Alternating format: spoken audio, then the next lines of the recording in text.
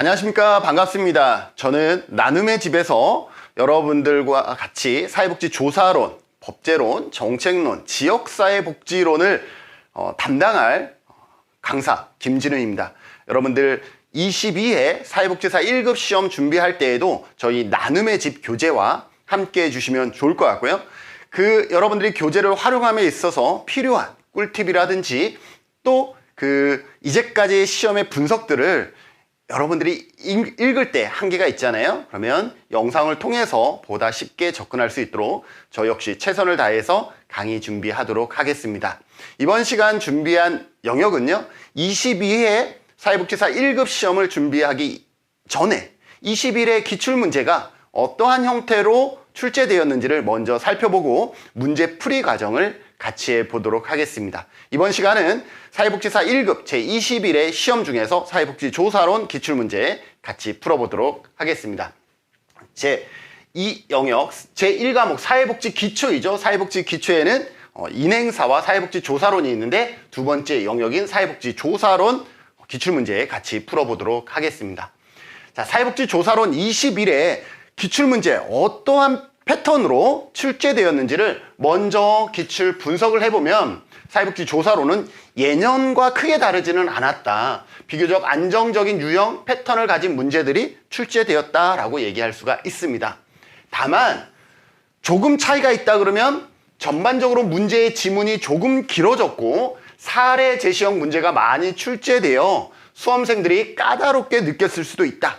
그런데 실제로 저희 복지인연구소 그리고 나눔의 집에 여러분들의 피드백을 딱 받았을 때 가장 큰 이번 시험의 차이는 뭐였냐면 1교시 인간 행동과 사회 환경이라는 제1 영역의 문제를 풀다 보니까 시간이 너무 없었다. 그래서 조사로는 내가 제대로 풀지도 못하고 시간이 끝났다라는 피드백들이 많았습니다.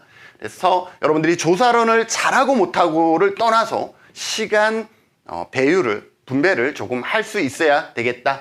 그것을 위해서 여러분들이 사전에 모의고사라든지 이러한 형태를 통해서 여러분들이 시간 관리하는 능력들도 필요했었다라는 것을 확인할 수가 있었습니다.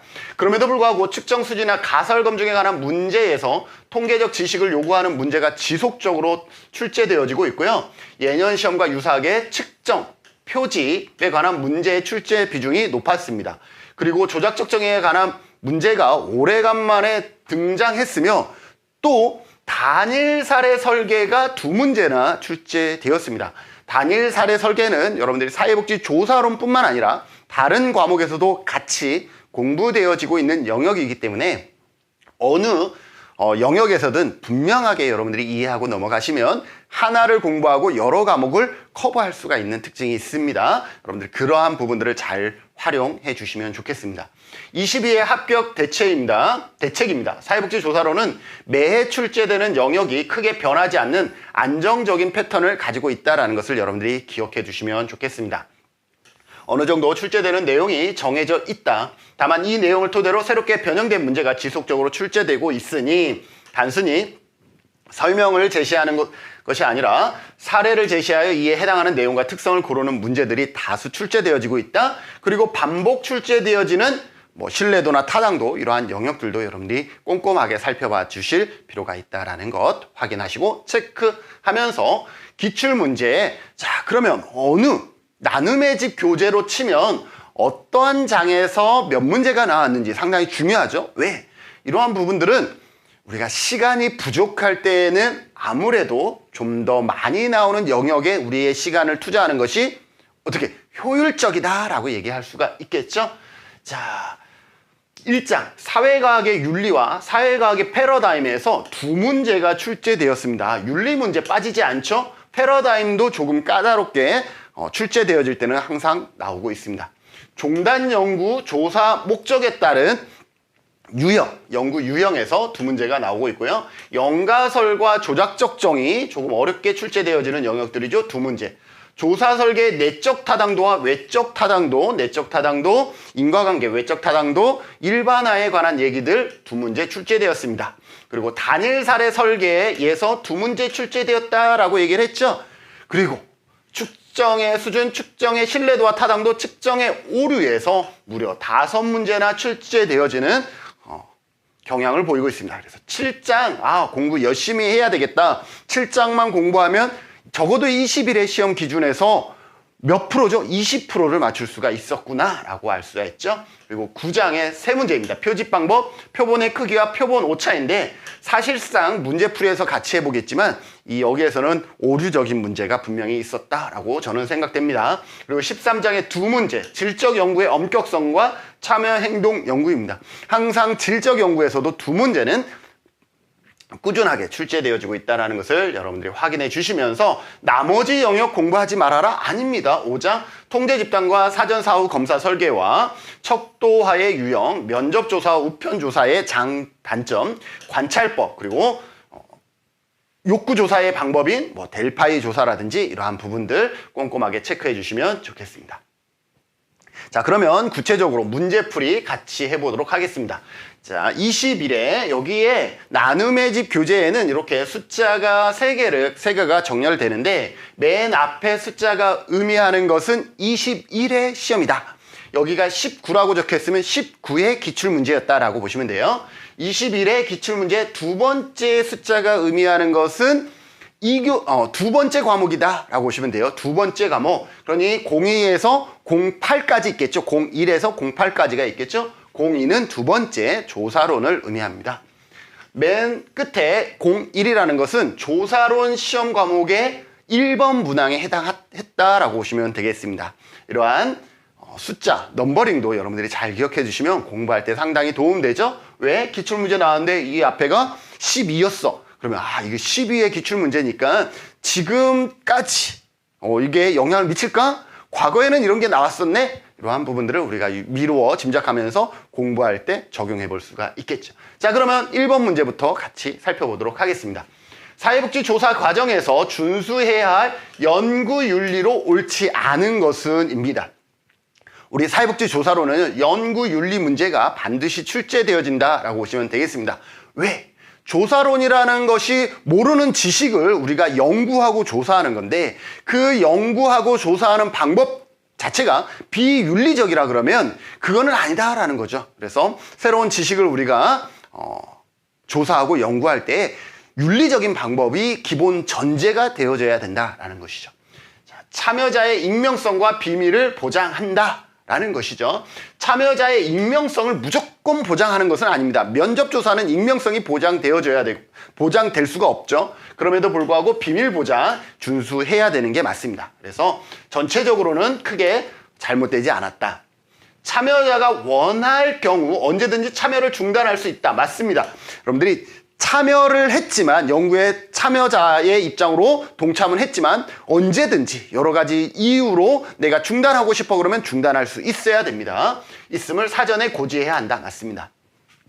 일반적으로 연구의 공익적 가치가 연구윤리보다 우선해야 한다.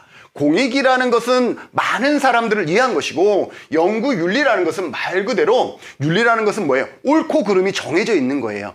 가치와 윤리는 다릅니다. 가치는 선택인 거죠. 보편적 가치냐 선별적 가치냐는 선택인 거예요. 옳고 그름이 있는 게 아니죠. 그러나 윤리는 옳고 그름이 있습니다. 그릇된 방법으로 공익적 가치를 추구한다 되겠어요? 안 되죠. 그래서 항상 연구 윤리가 우선해야 된다라고 보시면 되겠습니다. 옳고 그름이 있기 때문에 틀린 방법으로 공익적 가치를 추구해서는 안 되겠죠.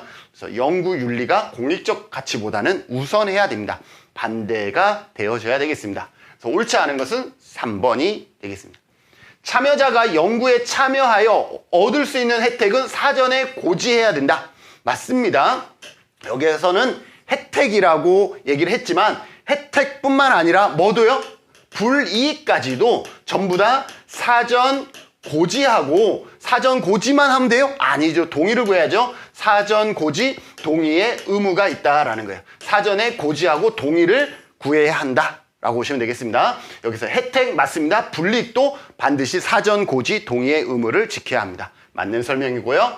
연구자의 연구 참여는 자발적이어야 한다. 당연하죠. 비자발적이라는 것 자체가 연구윤리에 위배되는 것이기 때문에 연구윤리로서 자발적이어야 한다. 맞는 설명이죠. 그런 의미에서 옳지 않은 것은 몇 번이에요? 3번이 되겠습니다. 정답률 상당히 높을 것 같죠? 봤더니 정답률 93%입니다. 저희 나눔의 집에 여러분들이 보내온 응답률에 의하면 93%가 3번을 잘 찾아주셨다. 그런 의미에서 1번 문항은 그렇게 어렵거나 까다로운 문항은 아니었다라는 거죠. 여러분들도 아마 1번은 쉽게 풀이해 주셨을 것입니다. 우리 나눔의 집 교재로는 강의로서 하는 기본 개념 제1장과 기출해독 28번을 찾아보시면 관련 내용을 좀 더 자세히 공부할 수가 있습니다.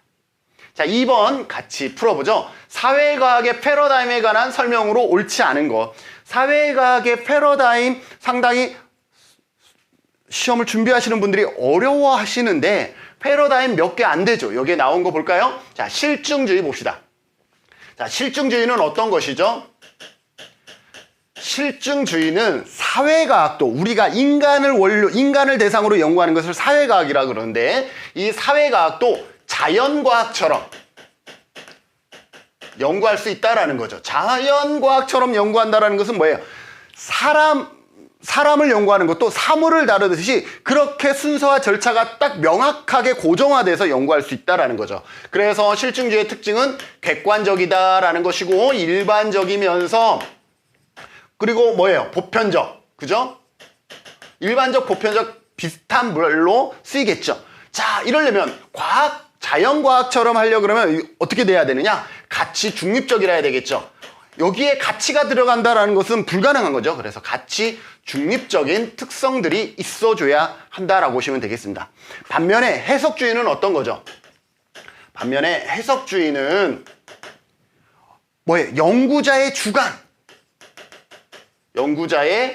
주관, 상황 속의 맥락 이러한 부분들을 중요시하죠. 그리고 해석주의는 그래서 질적 연구에서 많이 쓰겠죠. 질적 연구에서 연구 방법을 많이 활용하고 그런 의미에서 실증주의는 양적 연구 방법을 많이 사용하겠죠. 또 봤더니 여기에 보면 비판주의 사회변화 이러는데 이거는 비판적 사회과학 이라고 할 수 있죠. 이 비판적 사회과학은 어떤 것이냐 하면 연구는 어떻게 이루어져야 된다라는 거예요. 연구는 불이익을 당하는 집단을 위한 연구라 해야 된다. 집단을 위한 연구라 해야 된다라는 거예요.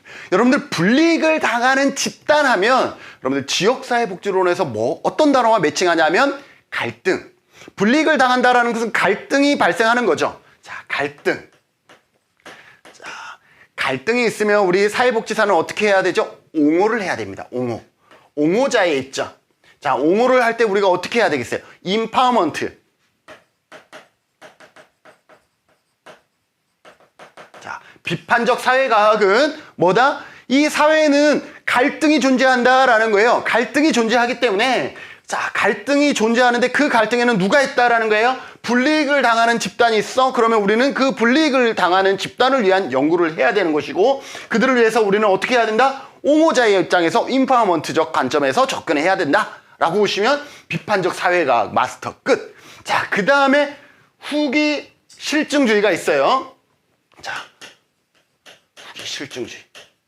자, 후기 실증주의도 실증주의에 기반합니다. 그래서 객관적이냐 주관적이냐라고 봤을 때에는 실증주의이기 때문에 얘도 객관성이야. 객관성을 중시합니다. 객관성을 중시하는데 뭐냐 하면 후기 실증주의는 우리 인간의 경험의 한계, 인간의 경험적 한계가 있죠. 경험적 한계가 있기 때문에 이것을 흑과 백이다. 흑백 논리로 우리가 정답을 얘기할 수가 없어. 그래서 어떻게 해야 되느냐? 확률적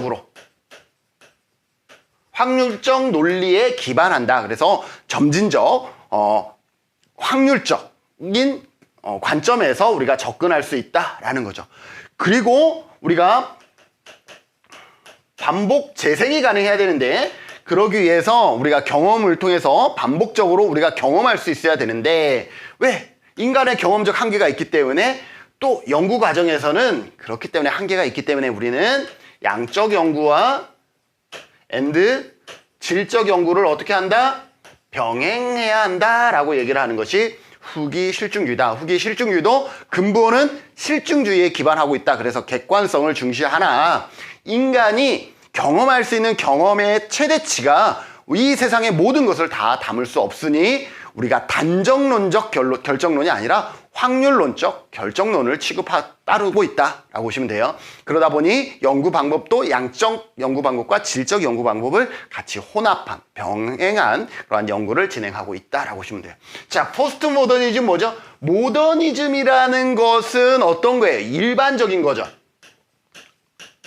그런데 그것에 대한 포스트죠. 그러니 특수한 거예요. 특수한 것.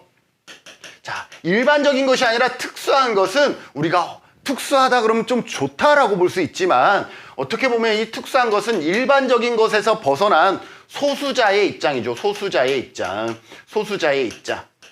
여러분들 포스트 모더니즘 한 게 어떤 것이냐면 지금 제 옷이 모던한 거예요. 일반적으로 단추가 이렇게 가운데 정중앙에 단추가 있어요. 그러나 단추가 이렇게 사선으로 있는 옷들 있죠. 이거는 우리가 생각하는 일반적인 옷이 아니죠. 옷에 그런 어떤 패턴이 아니잖아요. 그러면 이런 것은 포스트 모더니즘한 제품이다라고 볼 수 있죠. 제가 배드민턴을 치는데 오른쪽 배드민턴 화는 빨간색이고 왼쪽 배드민턴 화는 파란색이야. 이것도 포스트 모더니즘한 그러한 경향이 있다라고 얘기할 수 있죠. 그래서 포스트 모더니즘은 이러한 소수자의 입장. 그래서 지문으로 나온다 그러면 다문화라든지 이러한 대상들을 지문에다가 녹여서 설명을 합니다. 자, 그럼 이제 문제 풀어볼까요? 사회과학의 패러다임에 관한 설명으로 옳지 않은 것입니다. 실증주의는 연구 결과를 해석할 때 정치적 가치나 이데올로기의 영향을 적극적으로 고려한다. 자, 실증주의는 여러분들 여기에 이미 답이 다 설명되어 있는데 이게 옳은지 그른지 여러분들 판단할 수 있어야 돼요. 정치적 가치나 이데올로기의 영향을 적극적으로 고려한다라고 얘기했죠. 실증주의 아까 뭐라 그랬어요? 여기에 보면 가치 중립적이라 그랬어요. 정치나 이데올로기가 실증주의 연구에서 들어와서는 끼어들어서는 안 된다라는 거예요. 가치 중립적이다라는 거예요. 그래서 얘가 틀렸다라고 볼 수가 있는 것이죠. 해석주의는 삶에 대한 심층적이고 주관적인 이해를 얻고자 한다. 그죠? 연구자의 주관, 그죠? 심층적이고 주관적인 이해를 얻고자 한다. 맞죠? 이거는 오케이. 비판주의 사회 변화를 목적으로 사회의 본질적이고 구조적인 측면의 파악에 주목한다. 사회의 본질적이고 구조적인 거는 뭐예요? 구조, 잘 됐는지 잘못됐는지 그런 불이익은 있는지 없는지 이러한 것들을 파악하는 것이죠. 그죠? 여기 뭐예요? 갈등. 그죠? 오모 임파워먼트. 그래서 구조적인 측면 파악에 주목한다. 맞는 설명이 되겠습니다. 후기 실증주의는 객관적인 지식에 대한 직접적인 확증은 불가능하다. 직접적으로 확증이 불가능하기 때문에 어떻게 한다 그랬어요? 경험을 통해서, 반복적인 경험을 통해서 이루어진다라고 얘기를 했죠. 그래서 확률적인 논리에 근거한다라고 얘기를 했습니다. 이것도 맞는 설명이죠. 포스트 모더니즘은 객관적인 실제와 진리의 보편적 기준을 거부한다. 자, 객관적이라는 것은 일반적인 거와 같은 거예요. 그죠? 그래서 일반적인 실제와 진리의 보편적 기준을 거부해서 새로운 패턴을 만들어내는 거죠. 신발도 왼쪽과 오른쪽이 다 같은 색인 것은 객관적인 실제예요. 그러나 나는 그거를 거부하겠다. 오른쪽은 빨간색, 왼쪽은 파란색 이런 식으로 가겠다. 맞는 설명인 거죠. 조금 어렵게 나왔어요. 옳지 않은 것은 몇 번? 1번. 그럼에도 불구하고 정답을 찾는 정답이 1번이라는 것은 오히려 가장 쉽게 찾을 수 있는 문항이었다. 상당히 정답률 낮겠죠? 여러분들도 오답을 많이 체크했을 확률이 있습니다. 자, 1번을 체크한 학생의 전체 비율은 42%였다. 그래서 상당히 까다로운 문제 중에 하나에 해당한다라고 볼 수가 있습니다. 몇 번을 많이 했어요? 4번. 후기 실증주의는 객관적인 지식에 대한 직접적인 확증은 불가능하다라고 본다. 그래서 직접적인 확증은 불가능하다라고 본다. 아, 이게 잘못됐을 거야 라고 생각을 했었다라고 볼 수가 있는 것이죠. 자, 우리 교재, 나눔의 집 교재 기본서 1장과 기출해독 29번을 찾아보시면 관련 내용을 좀 더 깊숙이 확인할 수가 있다. 자, 3번 문제 풀어볼까요? 종단 연구에 관한 설명으로 옳은 것은 자, 연구의 유형, 연구를 유형화할 때는요, 연구 목적에 따라서 탐색적 조사, 기술적 조사, 설명적 조사로 나누지만 시점에 따라서, 연구 시점에 따라서 횡단 조사와 종단 조사로 나눕니다. 그리고 이 종단 조사는 다시 패널 조사와 경향 조사, 그리고 동년배 조사, 이렇게 나눕니다. 이 패널은 같은 대상을 반복해서 연구한다라는 특징, 가장 포괄적인 자료 또는 정보를 제공한다. 이 데이터 자체가 가장 포괄적인 자료 또는 정보를 제공한다라는 것이 특징인 것이죠. 자, 경향이라는 것은 뭐예요? 경향이라는 것은 동일한 경향을 갖는 사람들을 얘기를 하죠. 그래서 이것을 뭐라고 그러냐면 경향 트렌드 조사. 트렌드, 그 다음에 추세 조사. 그래서 경향은 트렌드, 추이, 추세. 예를 들어서 이거죠. 예를 들어서 올해 제주 한라대학에 입학한 신입생들의 경향, 한라대학의 신입생의 경향 조사. 이러면 이거는 경향인 거죠. 그래서 신입생. 이 신입생은 해마다 달라지겠죠. 연구 대상 자체가. 그리고 동년배 조사라는 것은 동류 집단이라는 단어가 나옵니다. 동류 집단. 자, 동년배라는 것은 예를 들어서 58년 개띠, 아니면 베이비 부머 세대, 이렇게 동류 집단이 나오고요. 이 동류 집단을 뭐라 그러냐면 코호트라 그럽니다. 코호트. 그래서 코호트, 동류, 이러한 단어가 나오면 이거는 동년배 조사이구나 라고 보시면 되겠습니다. 자, 요 정도 하고 문제 풀어볼까요? 베이비붐 세대를 시간 변화에 따라 연구하는 것은 추이 연구다. 자, 베이비붐 세대라는 것은 뭐예요? 동류 집단이죠. 동류 집단. 자, 동류 집단에 대한 연구는 뭐예요? 동년배 조사죠. 추이 연구는 뭐라 했어요? 트렌드, 추이, 추세는 경향 연구죠. 얘는 서로 다른 거예요. 그래서 추이 연구가 아니라 뭐예요? 동년배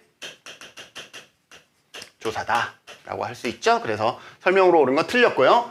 일정 기간 센서스 자료를 비교하여 전국 인구의 성장을 추적하는 것은 동류 집단 연구이다 라고 얘기를 했습니다. 어때요? 일정 기간 센서스 자료를 하는 것은 뭐냐면, 센서스라는 것은 어떻게 보면 일정 사회 전체를 대상으로 연구를 하는 거예요. 일정 사회에서 어떠한 특정한 전체를 대상으로 연구하는 거죠.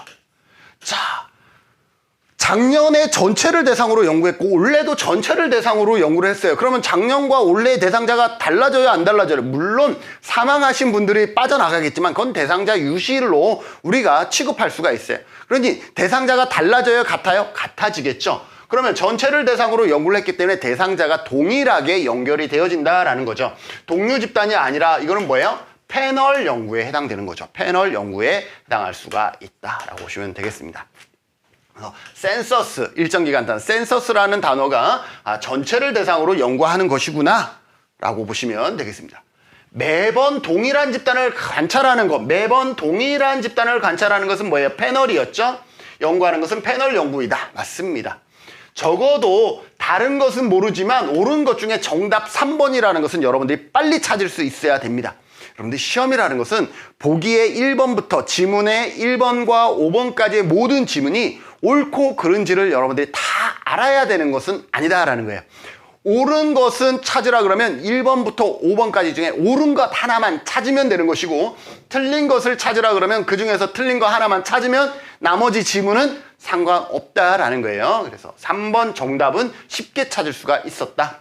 4번, 시간에 따른 변화를 가장 정확하게 알려주는 것은 동류 집단 연구이다 라고 했는데, 가장 포괄적인 자료와 정보를 주는 것은 뭐예요? 패널이죠. 그래서 얘는 패널에 대한 설명이다 라고 보시면 되겠습니다. 자, 5번, 일반 모집단의 변화를 시간 변화에 따라 연구하는 것은 동류 집단 연구이다 라고 되어 있습니다. 일반 모집단이라는 것은 어떤 걸까요? 예를 들어서 신입생, 그렇죠? 이러한 일반 모집단, 신입생이라는 모집단의 변화를 시간 변화에 따라서, 신입생이라는 모집단의 변화를 시간 변화에 따라서 연구하는 것은 동류 집단 연구이다? 그렇지 않죠? 이것은 뭐예요? 경향입니다. 경향. 그래서 여기에서 일반 모집단이라는 것이 어떤 정해진 모집단이라 그러면 아까 여기에 전체를 대상으로 연구한 센서스와 같은 의미라 그러면 패널이겠지만 여기에는 그런 얘기가 없어요. 일반 모집단이라는 것이 해마다 달라지는 모집단일 수 있죠. 신입생이라는 것은 해마다 달라지죠. 모집단 자체가 해마다 달라져요. 그죠? 그렇다 그러면 경향에 더 가까운 지문이 될 수 있다라고 보시면 되겠습니다. 그래서 일반 모집단이 해마다 달라지는 모집단이라 그러면 경향이 될 것이고 해마다 달라지는 모집단이 또 아니라 그러면 어떻게 되느냐? 패널 이렇게 될 수도 있는 것이죠. 자, 그래서 관한 설명으로 옳은 것은 몇 번이다? 3번이다. 상당히 지문 중에 조금 헷갈리는 부분들이 다 요소 지금 삽입되어 있습니다. 그럼에도 불구하고 3번이 정답이라는 것은 너무나도 명확하게 우리가 답을 찾을 수 있었다라는 거죠.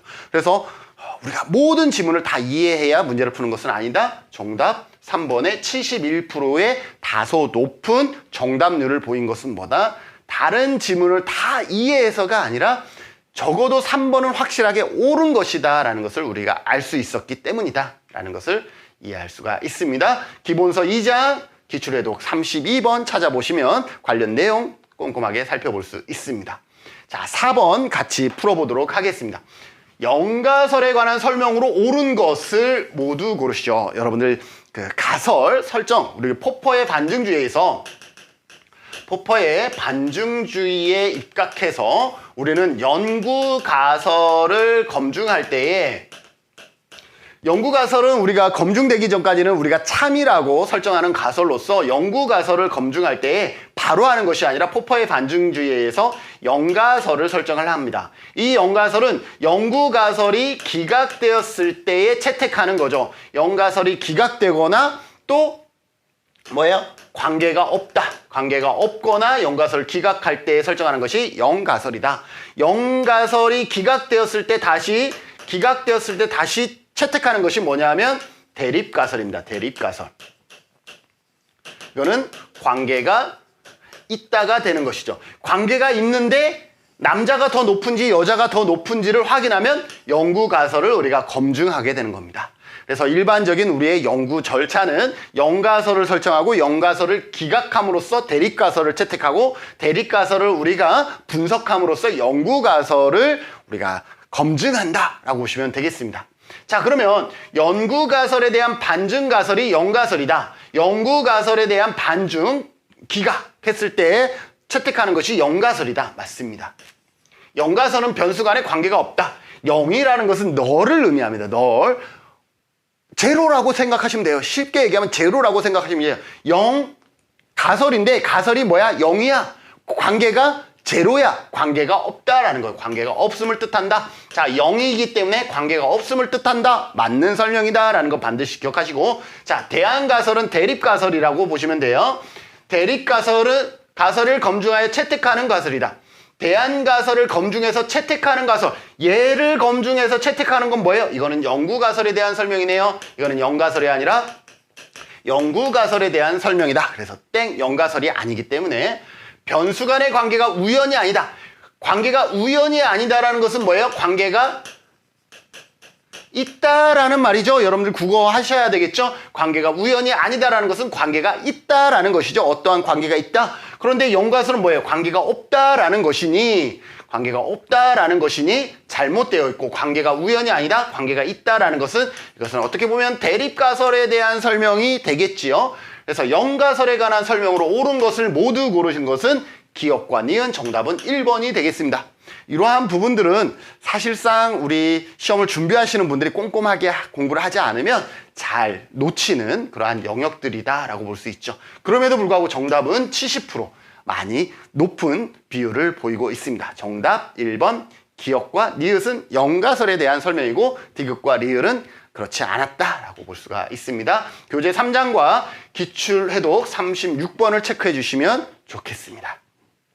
자, 5번 문항 살펴보도록 하겠습니다. 사회조사의 목적에 관한 설명으로 옳지 않은 것. 자, 연구를 유형할 때는 세 가지. 목적에 따라서 유형할 때는 세 가지로 나눈다 그랬죠? 어떻게? 탐색적. 탐색적 조사는 뭐예요? 우리가 잘 모르는 그래서 예비조사의 성격입니다. 예비조사이기 때문에 우리가 어떻게 하냐면 연구에 융통성이 있습니다. 융통성이 있다. 그 다음에 탐색적, 기술적 조사. 기술적 조사는 빈도와 백분율, 이러한 기술 통계 위주로 하는 것이고요. 그 다음에 설명적 조사. 설명적 조사는 뭐라 그랬어요? 인과관계. 인과관계의 검증에 있다. 인과관계는 원인과 결과를 분석하는 것이다. 그래서 원인과 결과에 대한 분석이다 라고 보시면 되겠습니다. 자, 옳지 않은 거 체크해 주시고요. 지난해 발생한 데이트 폭력 사건의 빈도와 유형을 자세히 보고하는 것은, 자, 빈도라고 했죠. 빈도이기 때문에 이것은 기술적, 맞지요? 외상후 스트레스로 퇴역한 군인을 위한 서비스 개발의 가능성을 파악하기 위한 초기 면접은 설명적 연구이다. 자, 연구를 하기 위한 서비스 개발의 가능성을 연구하기 전에 이게 가능할까 안 할까를 먼저 체크하는 것. 이건 뭐예요? 잘 모르기 때문에 먼저 체크하겠죠? 잘 모르는 예비조사의 성격. 예비조사의 성격이기 때문에 설명적 연구가 아니라 탐색적 연구가 되겠죠? 탐색적. 그래서 옳지 않은 것은 2번이 되겠습니다. 사회복지협의회가 매년 실시하는 사회복지기관 통계조사는, 자, 사회복지협의회가 매년 실시하는 사회복지기관 통계조사는 뭐예요? 예를 들어서 장애인복지시설 몇 프로, 몇 개, 10개, 노인복지시설 5개, 이러한 빈도를 구하고 백분율을 구하겠죠? 그러니 뭐예요? 기술적 연구이다. 맞죠? 빈도와 백분율 기술적 연구 맞습니다. 지방도시에 비해 대도시의 아동학대 비율이 높은 이유를 보고하고 있는 것. 자, 높은 이유는 뭐예요? 이유라는 것은 뭐예요? 원인을 보고하고 있는 거죠. 지방도시에 비해 대도시의 아동학대 비율이 높은 것은 뭐뭐뭐 때문이었다라고 하는 원인을 제시하고 있기 때문에 얘는 뭐예요? 인과관계를 설명하고 있기 때문에 설명적 조사다라고 얘기할 수 있죠. 맞습니다. 지역사회 대상 설문조사를 통해 사회복지 서비스의 만족도를 조사하는 것은 기술적 연구이다라는 거예요.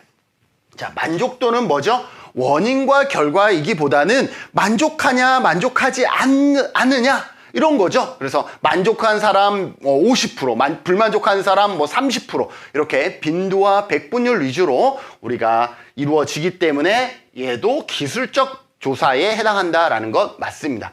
그래서 옳지 않은 것은 몇 번이다? 2번이다 라는 것을 확인할 수가 있습니다. 의외로 2번을 체크하신 분이 의외로 많지 않았네요. 그죠?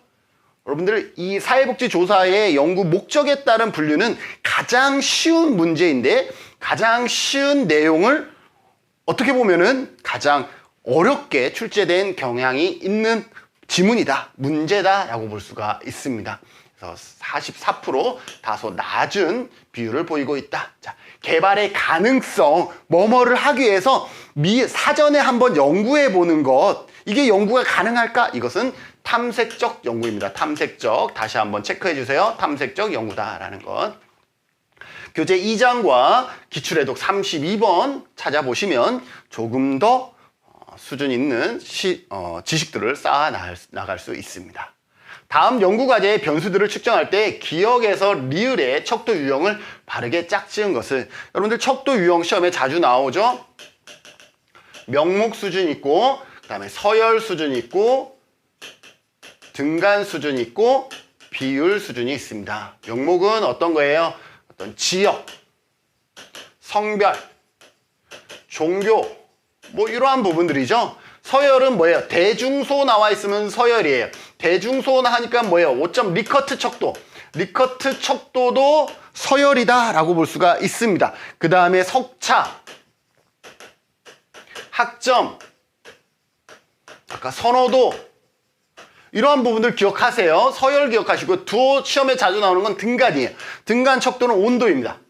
온도, 섭씨와 화씨 전부 다 등간에 해당한다. 그리고 뭐뭐뭐 지수라고 끝나면 행복지수, 만족지수, 물가지수 이렇게 지수가 들어가면 등간이다 라고 보시면 되고, 그 다음에 하나 시험 점수 0점부터 100점까지 있죠. 0점부터 100점까지 간격은 등간이지만 점수도요 절대 0은 존재하지 않습니다.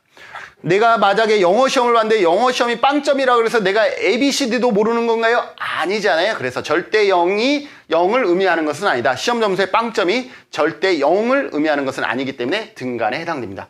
비율은 뭐 구독률이라든지 시청률, 뭐 나이, 자녀 수 이런 부분들이 여기에 해당한다라고 보시면 되겠습니다. 장애인의 성별, 성별은 뭐죠? 여기 있죠? 그래서 명목인 거예요. 임금 수준의 관계를 정확히 파악하기 위해서 장애 유형도 우리나라는 장애 유형이 15개로 되어 있죠. 처음에 5개에서 2000년도에 10개, 그리고 2003년에 15개로 현재 15개의 장애 유형이 있습니다. 그러니 15개 중에 하나이기 때문에 니은도 명목 수준입니다. 거주 지역 뭐였죠? 지역, 명목이었죠. 직업의 종류, 사회복지사, 간호사 이것도 명목이죠. 그러니 정답은 뭐예요? 전부 다 명목입니다. 정답은 1번이 되겠습니다. 이거는 어렵지 않은 문제인데요. 자, 정답 체크 한번 봐볼까요? 의외로 정답률은 낮았습니다. 여러분들이 어떻게 보면 쉬운 문항에서 답을 찾지 못하는 경향들이 있다는 것을 알 수가 있죠. 설마 전부 다 명목이겠어? 이러한 생각들을 가지시면 안 됩니다. 여러분들의 공부한 것이 옳다라고 생각하셔서 답을 잘 찾아주셔야 되겠습니다. 여기서 오답률이 좀 높은 거 볼까요? 명목 등간. 여기가 등간이다. 뭐예요? 장애 유형인데? 아이고, 장애 유형이에요. 장애 유형이라는 단어를 여러분들이 기억을 못했던 것 같아요. 장애 유형은 시각장애, 청각장애, 뭐 뇌병변장애 뭐 이런 거예요. 간장애, 장루장애 이런 것들을 얘기해요. 이 장애 유형이죠. 장애 등급. 만약에 여기가 장애 등급이라고 나왔으면 여러분들 뭘 체크하겠습니까? 장애 등급이라고 나왔으면 얘는 등간이 아니라 얘는 서열입니다. 서열. 여러분들 등급 나온 건 서열이에요. 그러니 앞에서 여기에서 하나 더 합시다. 여기 등급. 장애 등급도 서열입니다. 등간 아니에요. 1등급과 2등급, 2등급과 3등급이 간격이 일정한 게 아니에요.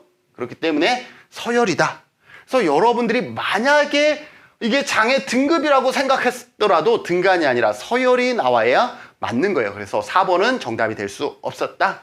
그래서 정답은 1번이다 라는 것을 확인할 수가 있습니다. 기본서 7장 기출해독 44번 찾아보시면 되겠습니다. 여러분들 지금 이 영상을 보시는 분들은 나눔의 집에서 제공하고 있는 기출해독이 뭔지를 잘 모르시는 분들이 있을 텐데요. 저는 개인적으로 만약에 여러분들이 교수님 저가 어떤 교재를 쓰면 좋을까요? 라고 했을 때 저는 약간 경제적인 형편이나 이런 것들을 따져봤을 때 여유가 많지 않습니다. 또 이런 경우 저는 기출해독 8권을 사서 보시라는 거. 그만큼 기출해독이 가장 제가 봤을 때 1급 준비할 때 가장 좋은 도서가 아닌가라고 생각이 되어집니다. 그래서 기출해독 그러한 책이 있고요. 그 책에 44번을 펼쳐보시면 그 관련 내용들이 설명되어 있다. 자, 7번 보도록 하겠습니다. 조사 설계의 내적 타당도와 외적 타당도에 관한 설명으로 옳은 것은, 자, 내적 타당도 하면요, 여러분들이 그냥 무의식적으로 딱 떠오르는 단어가 있어야 돼요. 내적 타당도 하면 인과관계. 외적 타당도 하면은 일반화입니다. 이러한 단어가 여러분들의 머릿속에 바로 스쳐 지나가셔야 되겠습니다. 자, 그러면 문제 풀어보죠. 어떤 변수가 다른 변수의 원인임을 정확하게 기술하는 것은, 자, 원인과 결과의 관계는 내적 타당도이죠. 외적 타당도이다? 아니죠. 이거는 내적 타당도에 대한 얘기입니다. 그래서 틀렸고요. 연구 결과를 연구 조건을 넘어서는 상황이나 모집단에 일반화하는 정도가 내적 타당도, 일반화하는 정도는 외적 타당도라 그랬죠. 외적 타당도. 내적 타당도는 외적 타당도의 필요 조건이지만 충분 조건은 아니다. 이렇게 얘기를 하는데, 자, 이게 모집단이에요. 우리가 연구하고자 하는 전체 집단을 모집단이라 그럽니다. 그 중에서 이 모집단이 너무 많아서 전체를 연구할 수 없어서 우리가 표집을 통해서 표본 추출 연구를 합니다. 그러면 여기서 300명이야. 그러면 이 안에서 인과관계가 먼저 증명이 되어져야 돼요. 그래서 이걸 내적 타당도라 그래요. 연구 대상자 안에서의 원인과 결과를 잘 하는 것. 그리고 우리가 궁극적으로 연구한 것은 이들의 생각이 궁금해서가 아니라 이 모집단의 생각이 궁금해서 연구를 한 거죠. 이때의 모집단의 생각을 일반화해요. 자, 그럼 순서 나왔죠. 얘가 인과관계가 높아야 일반화가 의미가 있죠. 그죠? 일반화가 높다라는 것은 뭐예요? 인과관계가 높았기 때문에 일반화도 높을 수가 있었죠. 자, 그러면 자, 내적 타당도가 낮으면 여기에서가 꽝이야. 이 자체 내적 타당도가 낮으면 일반화는 의미가 없어요. 있어요, 없어요? 없어요. 외적 타당도는 낮을 수밖에 없어. 얘가 낮으면 얘는 낮을 수밖에 없어. 그런데 첫 번째 경우, 두 번째 경우 내적 타당도가 높아. 인과관계는 잘했어. 그런데 표집을 잘못하다 보니까 외적 타당도는 어떻게 할 수 있어? 외적 타당도는 낮을 수가 있어. 그러니 내적 타당도가 높다 그래서 외적 타당도는 반드시 높은 건 아니에요. 그러나 외적 타당도가 높다라는 것은 뭐예요? 내적 타당도가 높으니까 외적 타당도도 높은 거죠. 그거예요. 자, 내적 타당도는 외적 타당도의 뭐예요? 필요 조건이죠. 외적 타당도가 높으려면 내적 타당도는 반드시 필요해요. 그러나 충분 조건은 아니야. 외적 타당도가 높다. 필요 조건이지만 충분 조건은 아니다. 라는 거예요. 내적 타당도는 외적 타당도를 높이기 위한 충분 조건은 아니다라는 거예요. 내적 타당도가 높다 그래서 외적 타당도가 높지 않으니 내적 타당도가 높다라는 그 자체가 외적 타당도의 충분 조건은 아니다라는 거예요. 그죠? 내적 타당도는 외적 타당도가 높기 위한 반드시 필요한 필요 조건이지만 내적 타당도는 외적 타당도를 높이기 위한 충분 조건은 아니다라는 거예요. 여기에서 그 내용을 알 수 있습니다. 그런데 아니다. 맞는 설명이죠. 실험 대상자의 탈락이나 우연한 사건. 실험 대상자의 탈락이나 우연한 사건은 이건 뭐죠? 내적 타당도 저해 요인이에요. 그죠? 그러니 외적 타당도의 저해 요인이다? 아니죠. 이거는 내적 타당도의 저해 요인입니다. 옳은 것은 아까 이 3번이 되겠고요. 외적 타당도가 낮은 경우 내적 타당도 역시 낮다. 자, 외적 타당도가 낮으면 내적 타당도가 낮으면 내적 타당도 역시 낮다? 아니죠. 이거 둘 다 낮은데 내적 타당도가 높아도 외적 타당도가 낮을 수 있죠? 역시 낮다? 아니, 낮을 수도 있지만 높을 수도 있습니다. 그래서 옳은 것은 몇 번이다? 3번이 되겠습니다. 자, 정답률 볼까요? 67% 내적 타당도는 외적 타당도의 필요 조건이지만 충분 조건은 아니다 라고 정답을 찾아주셨습니다. 자, 교재 4장과 기출해독 38번을 찾아보시면 되겠고요. 자, 8번 문제 풀어보도록 하겠습니다. 피면접자를 직접 대면하는 면접조사가 우편 설문에 비해 갖는 장점이 아닌 것은, 이런 문제가 나오면 미국이라고 생각하세요. 자, 미국까지 가서 면접조사를 하고 미국에 있는 사람을 우편 설문했을 때의 장단점을 보시면 되겠죠. 자, 우편 설문은 장점이 뭐겠어요? 미국 면접이 아니라 우편으로 하면 어떻게? 비용과 가장 큰 시간이 저렴하다라는 거죠. 반면에 우편 설문의 가장 큰 단점은 뭐냐면 회수율이 낮다라는 거예요. 요 두 가지 잘 기억해 주시면 되겠습니다. 자, 응답자의 익명성 보장 수준이 높다? 자, 면접조사가 응답자의 익명성 보장이 높나요? 아니요. 면접이라는 것은 여러분들과 저가 이렇게 바로 앞에서 뭐예요? 설문조사 하는 거예요. 면접조사는 익명성조차가 확보가 안 됩니다. 익명성 보장이 안 됩니다. 익명성 보장 수준이 높은 것은 이거는 누구예요? 이거는 우편이 더 높습니다. 왜? 대면하지 않기 때문에. 보충적 자료 수집이 가능하다. 그죠? 면접조사는 질문했는데 이분이 뭐라고 다 그래요? 그러면 이런 건 어떤 거예요? 라고 추가 질문이 가능하죠. 가능하다. 이거는 면접의 장점인 거죠. 대리응답의 방지가 가능하다. 우편인 경우는 뭐예요? 친구들한테 야 이거 너가 대충 해줘 라고 얘기할 수 있죠. 반면에 면접은 바로 앞에서 하기 때문에 대리가 힘들죠. 그래서 대리응답 방지가 가능한 건 면접조사의 장점이겠죠. 높은 응답률을 기대할 수 있다? 우편조사는 회수율이 낮아요. 응답률이 낮다라는 거죠. 반면에 면접은 앞에서 하기 때문에 거의 100% 회수하잖아요. 그래서 면접의 장점입니다. 조사 내용에 대한 심층적인 이해가 가능하다? 심층적으로 질문할 수가 있거든요. 그래서 이것도 면접. 우편은 한 번 보내면 그 다음에 소통이 안 돼요. 그렇기 때문에 심층조사는 불가능합니다. 그래서 2번부터 5번까지는 면접조사의 장점이라 그러면 1번 익명성 보장은 면접조사의 단점에 해당되겠죠. 그래서 옳지 않은 것은 1번이 되겠습니다. 정답률 92% 역시 예상했던 것처럼 높은 정답률 보이고 있습니다. 교재 10장과 기출해독 53번 확인해 주시면 좋겠습니다.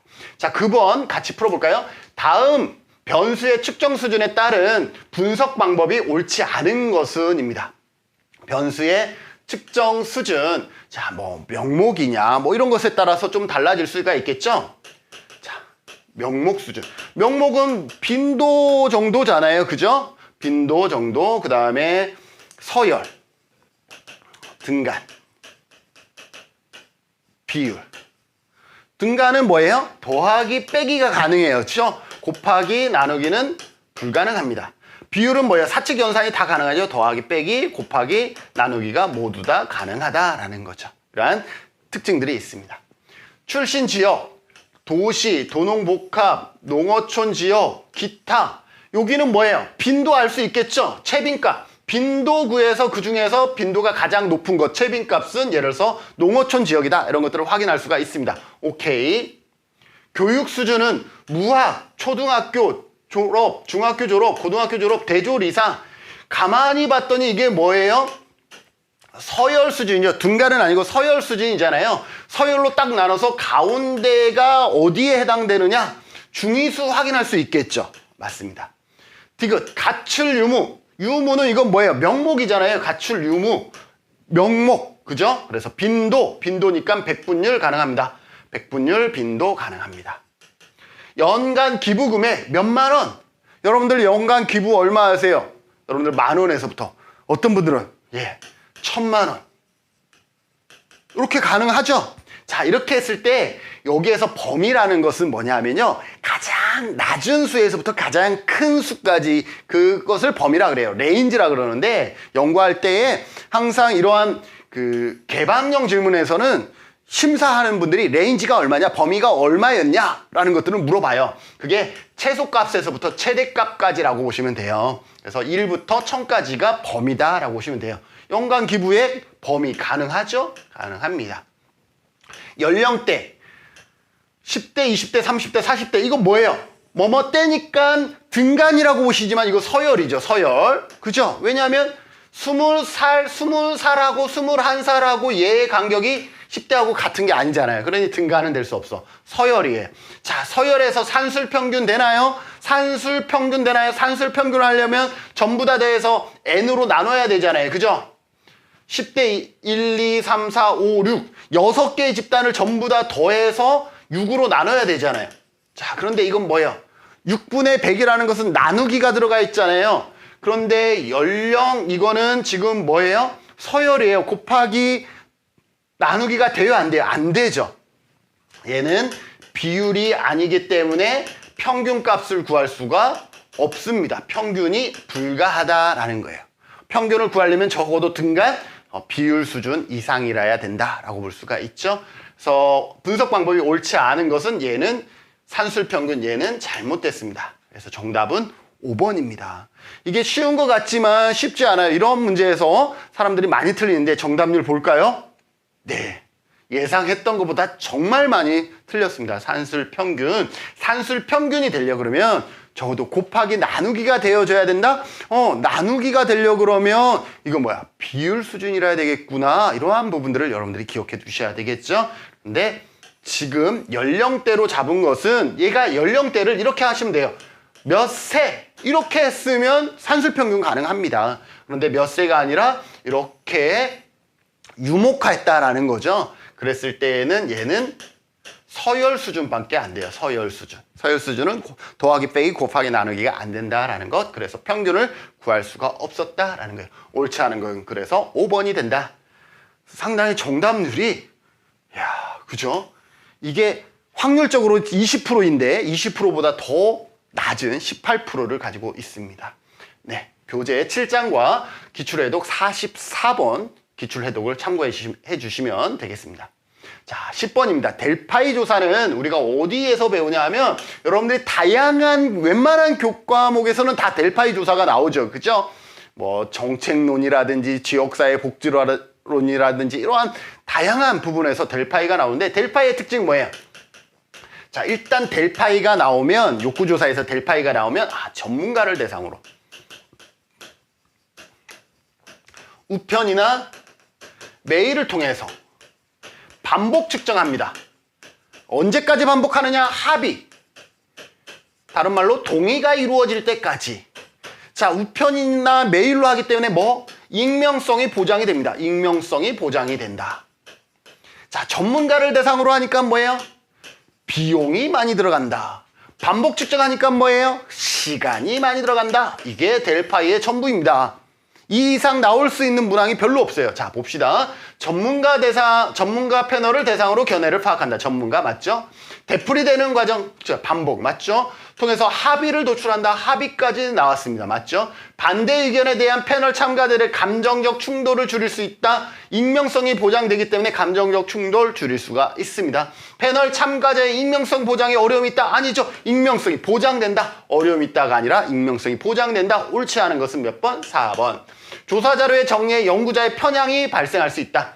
조사 자료의 정리에 이 부분 기억하세요. 이거 왜 그러냐면 전문가들이 응답을 오면 그걸 내가 연구자가 정리를 하는데 그 정리할 때에 내가 조금 이 의견을 어떻게 해석하느냐에 따라서 뭐가 발생해 버리는 거예요? 편향이 발생할 수가 있습니다. 그래서 이거 틀린 설명이 아니라 옳은 설명입니다.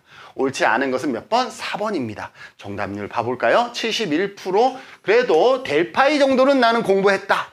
이렇게 생각할 수가 있겠죠. 델파이 다시 한번 이 부분만 잘 기억해 두셔도 여러분들이 전체적인 것을 이해할 수 있다라고 보시면 되겠습니다. 교재 12장 기출해독 56번 참고해 주시면 좋겠습니다. 자, 11번 같이 살펴보도록 하죠. 관찰을 통한 자료 수집에 관한 설명으로 옳은 것은, 자, 관찰이라는 것은 뭐예요? 내가 직접 이렇게 살펴보는 것을 관찰이라 그러죠. 그런데 인간이 관찰할 수 있는 영역이 방대할까요? 그렇지 않죠. 내가 볼 수 있는 사람들은 딱 제한되어 있어요. 그러다 보니 관찰에는 분명히 한계들이 존재한다라고 보시면 되겠죠. 자, 옳은 것 볼까요? 피관찰자에 의해 자료가 생성된다. 자, 자료는 관찰하는 사람에 의해서 생성되겠죠? 피관찰자라는 거 관찰을 당하는 사람으로부터 자료가 생성되는 것이 아니라 관찰자에 의해서 자료가 생성됩니다. 그래서 피자가 빠져야 되겠습니다. 그래서 틀렸고요. 비언어적인 상황에 자료 수집이 용이하다.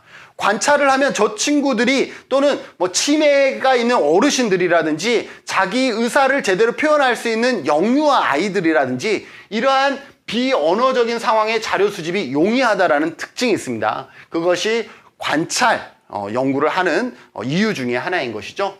비언어적 상황에 자료 수집이 용이하다. 맞습니다. 자료 수집 상황에 따라 통제가 용이하다? 내가 관찰만 할 거예요. 그런데 저분들이 하는 행동을 내가 통제할 수 있어요? 아니죠. 내가 관찰만 하기 때문에 통제가 용이하지 않습니다. 오히려 통제가 용이한 것은 실험 설계이죠. 실험 설계. 그죠? 실험 설계는 우리가 실험 집단과 통제 집단 이렇게 통제하기 위해서 만든 거니까요. 그래서 잘못됐고요. 내면적 의식의 파악이 용이하다? 내가 관찰하는데 저 사람이 어떤 생각으로 저런 행동을 하는지까지 내가 파악할 수 있나요? 그렇진 않죠. 내면적 의식의 파악이 용이한 것은 심층 면접이 오히려 더 용이하겠죠. 심층 면접. FGI라든지 포커스 그룹 인터뷰라든지 이러한 심층 면접이 더 용이할 수 있다. 수집된 자료를 객관화하는 최적의 방법이다. 수집된 자료를 객관화하는 것은 어떻게 보면 양적 연구, 그죠? 양적 연구의 특징이잖아요. 그죠? 관찰은 질적 연구의 대표적인 방법에 해당할 수 있잖아요. 그래서 양적 연구를 설명하는 것이다. 그래서 관찰을 통한 자료 수집에 관한 설명으로 옳은 것은, 가장 옳은 것은 뭐예요? 2번입니다. 비언어적 상황의 자료 수집이 용이하다라는 것이죠. 그래서 정답률 81% 높은 정답률을 보이고 있습니다. 교재 11장 기출해독 55번 참고해 주시면 되겠습니다. 12번 넘어가도록 하지요. 다음의 연구에서 활용한 질적 연구 방법에 관한 설명으로 옳은 것은 그랬습니다. 자, 질적 연구라는 것은 어때요? 관찰을 통해서 자, 패턴을 발견하고 이 패턴을 통해서 이것을 뭐예요? 이론화하는 것이죠. 잠정적 이론화하는 것이 질적 연구 방법이다. 제일 많이 쓰는 게 뭐 근거 이론이라든지 이런 부분들이 있죠. 쭉 여러 가지 이론들이 있습니다. 자, 볼까요? 설명으로 옳은 것은 A 사회복지사는 가정 밖 청소년의 범죄 피해와 정신건강의 문제를 당사자의 관점에서 이해하고 주체적으로 해결하기 위해서 연구를 시작했다. 자, 당사자의 관점에서 연구에 참여한 가정 밖 청소년들은 A 사회복지사와 함께 범죄 피해와 정신건강과 관련된 사회 구조적인 문제를 해결하기 위한 다양한 방법들을 스스로 만들고, 자, 중요합니다. 자, 누구예요? 여기에는 연구 참여자가 누구예요? 연구 대상이 누구예요? 연구 대상이 가정 밖 청소년이거든요. 가정 밖 청소년이 스스로 그 연구에 참여하고 있죠. 연구 대상자가 연구에 직접 참여하는 것을 뭐예요? 참여 행동 연구라고 합니다. 참여 행동 연구죠. 이 참여 행동 연구는 시험에 자주 나올 수밖에 없는 게 앞으로 이러한 연구 패턴이 상당히 중요시 될 수밖에 없다라는 거예요. 참여 행동은 뭐예요? 연구 대상자가 보통 연구자하고 일반적으로는 연구자와 연구 대상자 하면 누가 높아요? 연구자가 높아서 연구자가 얘기하는 대로 연구 대상자들은 따르잖아요. 이것이 일반적인 연구인데 참여 행동 연구는 연구자가 연구 대상자보다 높다라는 이 틀을 어떻게 하는 거예요? 깨는 거예요. 그래서 연구 대상자가 직접 뭐 하는 거예요? 연구에 참여하는 것을 참여 행동 연구라고 합니다. 그래서 이 지문을 읽고 이 지문은 참여 행동 연구에 대한 설명이구나 라는 것을 먼저 파악할 수 있어야 됩니다. 개방 코딩, 축 코딩, 선택 코딩의 방법을 활용한다. 이거는 방금 얘기했던 근거 이론의 대표적인 설명이다 라고 볼 수 있죠. 범죄 피해와 정신건강을 설명하는 이론 개발. 자, 이론 개발, 근거 이론이죠? 이거 뭐예요? 이론 개발이죠. 그래서 근거 이론에 대한 설명일 것이고요. 단일 사례에 대한 깊이 있는 분석이 초점입니다. 이건 뭐예요? 단일 사례이기 때문에 이거는 단일 사례 연구가 되겠죠. 관찰 대상의 개인적 설화를 만드는 것에 초점을 둔다. 자, 개인적 설화, 내러티브, 이야기죠. 이야기 형식으로 풀어낸 걸 뭐예요? 내러티브 연구라 그럽니다. 내러티브 연구이죠. 이야기 형식으로 푸는 것을 내러티브라고 얘기를 한다. 사회 변화의 인파먼트에 초점을 둔다. 참여 행동 연구는 뭐예요? 연구 대상자가 뭐가 있다라는 거예요? 능력이 있다라는 거예요. 능력이 있다. 즉 사회 변화와 인파먼트에 초점을 둔다. 맞지요? 그래서 정답은 몇 번이 되겠어요? 5번이 되겠습니다. 그래서 정답 조금 낮죠? 63%의 정답을 보이고 있습니다. 교재 13장 기출해독 59번 참고해 주시면 되겠습니다. 13번. 야, 설명 엄청 길게 했는데 이제야 많이 한 것 같은데 이제야 절반 왔습니다. 13번. 다음의 연구에서 활용한 연구 설계에 관한 설명으로 옳은 것을 물어보고 있습니다. 자, 어떠한 연구 설계인지 볼까요? 청소년의 자원봉사 의식 향상 프로그램의 효과성을 검증하기 위해 청소년 200명을 무작위로 2개의 집단으로 나눴어요. 그리고 나눈 후 A 측정 도구를 활용하여 사전 검사를 실시하였다. 하나의 집단에만 프로그램을 실시한 후 2개의 집단 모두를 대상으로 A 측정 도구를 활용하여 사후 검사를 했다. 일단 2개의 집단으로 나눴어요. 그죠? 실험 집단과 통제 집단인데 사전 검사를 둘 다 했어. 사전 검사를 하고 하나의 집단에서는 프로그램을 실시했어요. 프로그램을 실시하고 2개의 집단 모두를 대상으로 A 측정 도구. 자, 처음에도 A였고 두 번째도 A였어요. 같은 도구를 사용한 거죠. 그런데 실험 집단과 통제 집단으로 나눌 때에 어떻게 했어요? 무작위, 랜덤으로 나눴습니다. 자, 이렇게 도식화되는 것을 뭐예요? 통제 집단이 있고 그 다음에 사전 사후 검사죠. 통제 집단, 사전 사후 검사 설계이죠. 자, 통제 집단 사전 사후 검사 설계에 대한 설명으로 옳은 것을 물어보고 있습니다. 테스트 효과의 발생 가능성이 낮다. 사전 검사를 하게 되면요. 사전 검사를 하면 얘가 얘한테 영향을 미치는 것을 이걸 뭐라 그래요? 검사 효과, 테스트 효과, 시험 효과라고 그럽니다. 이거 다 같은 말이에요. 검사 한자, 테스트 영어, 시험 이렇게 다 같은 말이잖아요. 그래서 같은 말이다. 테스트 효과 이퀄 시험 효과. 그 다음 뭐예요? 검사 효과 전부 다 같은 말이다. 가능성이 낮다? 아니, 사전 검사를 하면 가능성이 발생합니다. 집단 간 동질성의 확인 가능성이 낮다? 아니죠. 여기에 둘 다 사전 검사를 했다라는 것은 뭐예요? 일단 랜덤으로 했기 때문에 동질성을 나타내는 거예요. 랜덤으로 하는 게 두 집단의 동질성을 높이기 위한 것이다. 자, 무작위를 했기 때문에 동질성을 높이고 있다.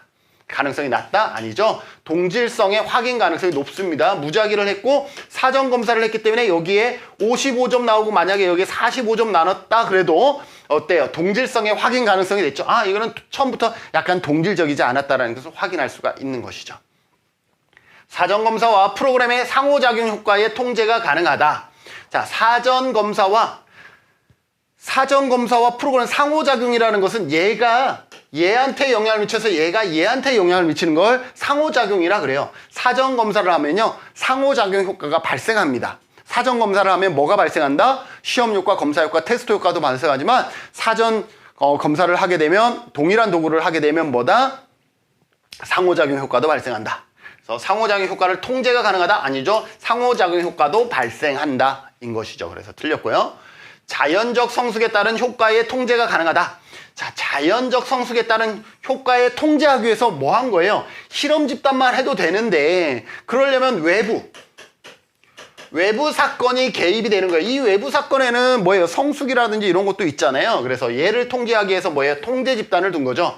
그래서 다른 통제가 가능하다? 맞습니다. 왜? 통제 집단을 뒀기 때문에. 그래서 옳은 것은 4번이 되겠네요.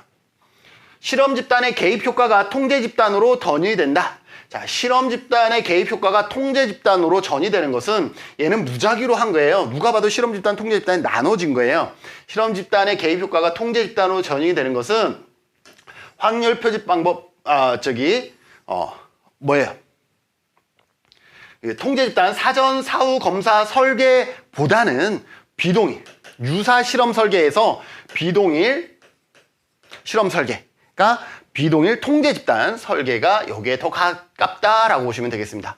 그래서 통제 집단 사전, 사후 검사 설계보다는 유사 실험 설계에 대한 설명이다라는 거예요. 이거 그래서 5번 틀렸고요. 그래서 옳은 것은 몇 번이다? 4번이다. 라는 것을 확인할 수가 있습니다. 이 문제 자체가 답을 찾는데 문제 자체가 어렵지는 않았으나 지문 하나하나를 꼼꼼하게 읽지 않으면 상당히 우리가 잘못된 생각으로 오답을 찾을 확률이 높았던 문제입니다. 봤더니 정답률 역시 4번을 체크한 경우가 11%로 상당히 낮았다라는 것을 알 수가 있습니다. 여러분들 상호작용 효과라는 거 어렵지 않아요. 사전검사, 독립변수, 사후검사를 하면 여러분들 이런 거죠.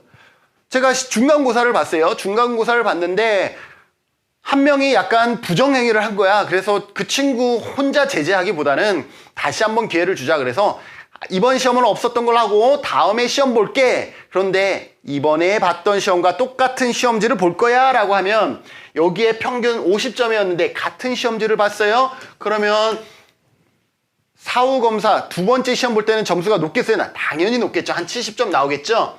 이게 뭐예요? 이게 검사 효과예요. 이게 검사 효과. 검사 효과, 시험 효과, 테스트 효과예요. 그래서 가능성이 낮다가 아니라 가능성이 높아져 버렸죠. 평균이 20점이나 올라갔잖아요. 근데 이거야. 아까 처음에 시험 볼 때 김진훈이 사실은 제가 컨닝을 한 거예요. 죄송해요. 그래서 김진훈이 너무 창피한 거예요. 그래서 뭘 했냐면 여기에 시험 봤던 50점 김진훈은 거기다가 부정행위까지 했어.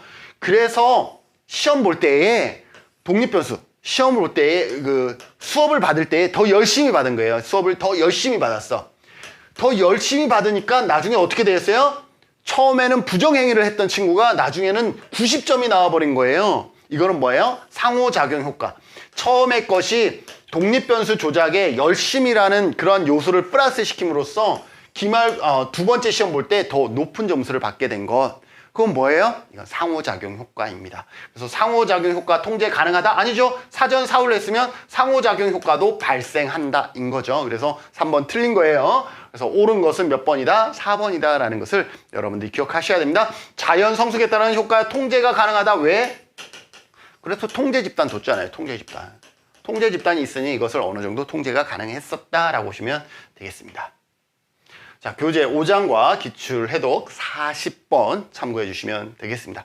여러분들 어때요? 조사론 조금 어렵다라고 생각하시는 분들 있을 건데 여러분들 걱정하지 마십시오. 저와 함께 공부하면 여러분들이 충분히 지금 설명했던 얘기들이 어떠한 얘기들인지 어렵지 않게 이해할 수 있으리라 생각이 되어집니다. 14번 같이 풀어보죠. 연구의 외적 타당도 저해하는 상황으로 옳은 것은, 자, 내적 타당도와 외적 타당도가 있죠. 일단 내적 타당도 하면 뭐 생각하라 그랬어요? 인과관계. 외적 타당도 하면 뭐라 했어요? 일반화. 자, 내적 타당도의 저해 요인 뭐예요? 역사, 성숙, 통계적 회귀,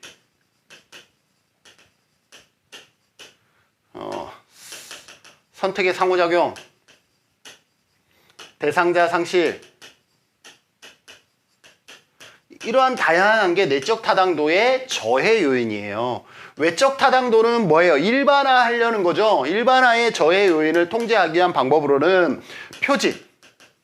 표집의 대표성을 키우는 거죠. 그리고 표집의 크기도 어떻게 하면 되겠어요? 크기도 크면 좋겠죠. 반응성이 생기면 편향이 발생해요. 그래서 반응성을 낮추게 됩니다. 그리고 플라시보 효과가 있으면 플라시보 효과도 어떻게 보면 반응성이잖아요. 그래서 플라시보 효과도 없애면 되는 거죠. 이러한 특징들이 있습니다. 자, 연구의 외적 타당도를 저해하는 상황. 연구 대상의 건강 상태가 시간 경과에 따라 회복된다. 건강 상태가 시간 경과에 따라 회복되는 것, 이거는 뭐예요? 이거는 성숙 효과에 좀 가까울 수 있죠. 성숙. 이거는 뭐예요? 외적 타당도가 아니라 이거는 뭐예요? 내적 타당도죠. 성숙이기 때문에 내적 타당도의 저해 요인의 통제이죠. 자아 존중감을 동일한 측정 도구로 사전 사후 검사를 하는 경우, 자, 동일한 측정 도구로 사전 사후 검사를 하게 되면 이건 뭐예요? 시험 효과, 검사 효과, 테스트 효과가 발생하는 거잖아요. 그죠? 그래서 이거는 검사 효과가 발생한다. 사회적 지지를 다른 측정 도구로 사회적 지지를 다른 측정 도구로 했으니 이거는 뭐예요? 도구 효과가 발생하겠죠. 도구 효과. 이거 있는 거예요. 이게 시험 효과, 도구 효과 여기 있는 거예요. 그래서 전부 다 뭐예요? 내적 타당도의 저해 요인이에요. 시험 집단과 통제 집단 간 연령 분포의 차이가 크게 발생한다. 자, 시험 집단과 통제 집단을 나눌 때에 우리가 무작위로 나눠줘야 되는 거예요. 무작위 할당. 그리고 여기 무작위 할당이 선택과의 상호작용을 줄이기 위해서 무작위 할당을 하는 거예요. 무작위 할당. 그래서 실험 집단과 통계 집단 간 연령 분포의 차이가 크게 발생하는 상황, 이거는 선택의 상호작용이 발생했다라는 거죠. 이것도 내적 타당도의 저해 요인을 통제하는 방법이죠. 자, 5번 자발적 참여자. 자, 자발적 참여자만 대상으로 연구의 표본에 관한 거죠. 표본은 뭐예요? 외적 타당도잖아요. 그리고 자발적으로 참여하고 싶은 사람만 참여했다라는 것은 뭐냐 하면, 내가 김진훈 교수가 연구를 하고 있어요. 그런데 내 연구 참여자가 필요한데 연구 참여할 사람, 그러면 손 드는 거야. 근데 그렇게 손 든 사람은 대부분 어떤 사람일까요? 김진훈 교수를 좋아해서 김진훈 교수의 연구에 뭔가 도움을 주고 싶은 사람들이잖아요. 자, 그런 사람들이 김진훈 연구에 약간 부정적인 응답들을 할까요? 그렇지 않잖아요. 이거를 반응성이라 그래요. 자발적 참여자만을 대상으로 하는 것은 나중에 어떤 문제가 생기냐면 반응성이 발생할 수가 있다라는 거죠. 이 반응성을 낮춰야 되는 거죠. 반응성은 외적 타당도 저해예요. 그래서 외적 타당도 저해하는 상황으로 옳은 것은 몇 번? 5번이 되겠습니다. 5번을 제외한 나머지는 내적 타당도를 저해하는 요인으로 작용할 수가 있습니다. 정답률 5번 46%입니다. 제가 봤을 때 이 문항은 크게 어려운 문항은 아니었으나 그래도 여러분들이 또 접근하는 방법 조금 달랐던 거죠. 그래서 내적 타당도와 외적 타당도는 방금 설명했던 것만 여러분들이 잘 기억해 주셔도 됩니다. 내적 타당도의 저해 요인과 외적 타당도는 이건 표집에 관한 거야. 표집. 그래서 표집의 대표성을 높이는 거예요. 대표성을 넣으면 확률 표집 방법을 하는 거예요. 표집 방법. 확률 표집 방법에는 뭐가 있냐면 무작위 할당이 아니라, 여기는 무작위 할당이지만 여기는 무작위 표집이에요. 자, 여기에 적혀 있는 얘만 여러분들이 잘 이해하셔도 된다. 정말 이거는 핵심 요약이에요. 얘만 알아도 외적 타당도 이제 마스터 끝. 네. 교재 4장과 기출해독 38번 살펴보시면 되고요. 이번 시험에서 단일 사례 설계가 두 문항이 출제되었는데 첫 번째입니다. BA 설계는 개입에 긴급성이 있는 상황에서 적합하다. 원래 A는 기초선 단계이고 B는 개입 단계입니다. 항상 우리가 단일 사례 설계는 기초선과 개입을 이렇게 진행을 합니다. 그런데 보통은 기초선 단계를 거쳐서 개입을 하게 되는데 응급사항일 때는, 응급한 상황일 때는 뭐부터 해요? 개입부터 합니다. 그래서 B가 먼저 온 거죠. 그래서 BA 설계는 개인의 긴급성 또는 응급성 이런 것이 있을 때 적합하다. 맞는 설명이죠. AB, AC 설계는 원래는 다중요소 설계예요. 다중요소 설계의 변형인 거죠. 원래 AB, CD 설계예요. AB, CD 설계는 순서 효과라든지 2월 효과들이 발생합니다. 순서가 바뀌었으면 아니면 앞에서는 효과가 없었으나 그 영향력이 뒤로 2월 되면서 뒤에 변화가 크게 나타나는 걸 2월 효과라 그러죠. 그래서 AB, AC 설계는 선행 효과의 통제가 가능하다? 아니죠. 선행 효과의 통제가 불가능하기 때문에 뭐가 발생하는 거예요? 2월 효과가 발생하는 것이죠. 가능하다? 잘못됐습니다. AB 설계는 뭐예요? AB 설계는 얘는 반전 철의 설계예요. 그래서 한번 했는데 이것을 이게 정말 효과 있는지를 확인하기 위해서 개입을 중단하는 거죠. 개입을 중단할 때 윤리적인 문제가 발생한다. 반전 철의 설계 AB 설계, AB 설계는 윤리적인 문제가 발생한다라는 거 기억해 두셔야 됩니다. AB 설계는 AB 설계에 비해 외부 사건의 영향에 대한 통제력이 크다. AB 설계에 비해서 외부 사건의 영향력에 대한 통제력이 크다라고 되어 있습니다. 그래서 통제력이 크죠. 왜냐하면 이것을 검증하기 위해서 다시 한번 A, B를 더했기 때문에 통제력이 크다. 맞는 설명이 되겠습니다. 복수 기초선 디자인. 자, 복수 기초선은 하나의 복수 기초선은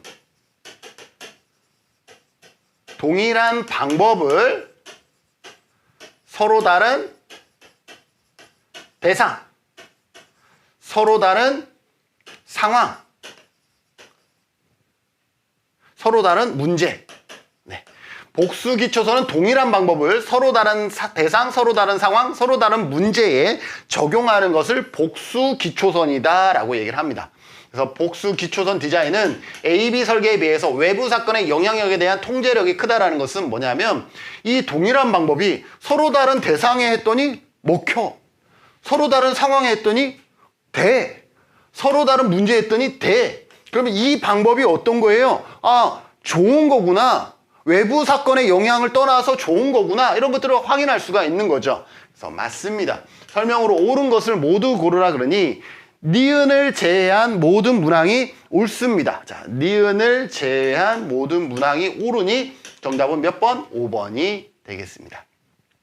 봤더니 정답 5번 맞죠? 근데 48% 조금 어려웠어요. 조금 어려웠으나 아주 어려운 문항은 아니었다. 이 정도는 여러분들이 맞출 수 있어야 된다. 저랑 같이 공부하시면 이 정답률이 60%, 70%까지는 올라가도록 같이 한번 해봅시다. 자, 교재 6장과 기출해독 43번 참고해 주시면 되겠습니다. 자, 단일 사례 설계의 결과 분석. 두 문제가 이렇게 연속으로 단일 사례 설계는 우리 조사론에서는 그렇게 비중 있는 영역이 아니었는데 두 문제가 나왔다라는 것이죠. 단일 사례 설계의 결과를 분석하는 방법에는 시각적인 방법으로는 뭐예요? 파동, 경향, 수준 이런 것들이 있어요. 그리고 통계적인 방법으로는 기초선 단계가 안정적이야. 기초선 단계가 안정적이면 평균만 보면 돼요. 그냥 평균 보면 돼요. 근데 기초선이 불안정해. 불안정하면 안정적이다 그러면 얘는 경향을 분석하는 겁니다. 요 두 가지를 기억하시고 그 다음에 임상. 임상이라는 건 뭐예요? 내가 봤을 때 저 사람이 도와줬어. 프로그램 했더니 좋아졌어. 근데 이 임상은 약간 주관적일 수 있는 거죠. 누가 부르냐에 따라서 좋아졌는지. 부모가 봤을 때는 안 좋아졌는데 진행자가 봤을 때는 오 많이 좋아졌어요. 막 이렇게 얘기하는 주관적일 수 있다라는 것이죠. 이렇게 결과를 분석할 수가 있다. 자, 시각적 분석의 변화 수준은 수준, 파동, 경향, 수준, 파동, 경향을 고려해야 한다. 맞습니다. 통계적 분석을 할 때는 기초선이 불안정하면 뭐라 그랬어요? 불안정하면 불경, 경향성입니다. 불안정하면 경향성. 평균 비교 아니에요? 경향성. 옳지 않은 것 2번이 되겠습니다. 평균 비교에서 평균과 표준 편차. 여러분들 평균 할 때는 평균만 보는 것이 아니라 항상 표준 편차를 같이 보는 거예요. 표준 편차는 퍼져 있는 정도를 얘기합니다. 예를 들어서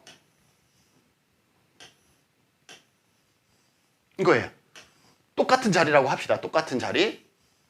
자, 그러면 여기는 뭐예요? 평균을 중심으로 퍼져 있는데, 이렇게 퍼져 있는데 얘는 평균에 몰려 있어. 그래서 여기는 표준 편차가 작고 여기는 표준 편차가 큰 거예요. 이처럼 평균 비교에서는 평균 그 자체만 보는 게 아니라 표준 편차를 보면 평균에 사람들이 몰려 있는지, 평균에서 좀 퍼져 있는지 이걸 볼 수가 있어요. 표준 편차가 클수록 평균에서 퍼져 있는 형태를 띈다. 그래서 함께 고려한다. 맞는 설명입니다. 경향선 분석에서는 기초선의 측정값을 두 영역으로 나누어 경향선을 구한다라는 거죠. 그래서 경향선이라는 것은 우상향하느냐 우하향하느냐 이런 걸 보려고 그러면 적어도 기초선의 두 단계 이상에서 값을 봐야 이게 우상향인지 우하향인지 이런 것들을 확인할 수가 있겠죠. 그래서 맞습니다. 임상적 분석. 임상적 분석은 결과 판단의 주관적인 요소의 개입 가능성이 크다. 사람에 따라서 이거는 좋은지 나쁜지는 정말 다르게 볼 수가 있는 것이죠. 그래서 옳지 않은 것은 몇 번이다? 2번이 되겠습니다. 이것도 정답은 상당히 쉽게 찾을 수 있는 문항이었습니다. 그러나 정답률은 53%였다.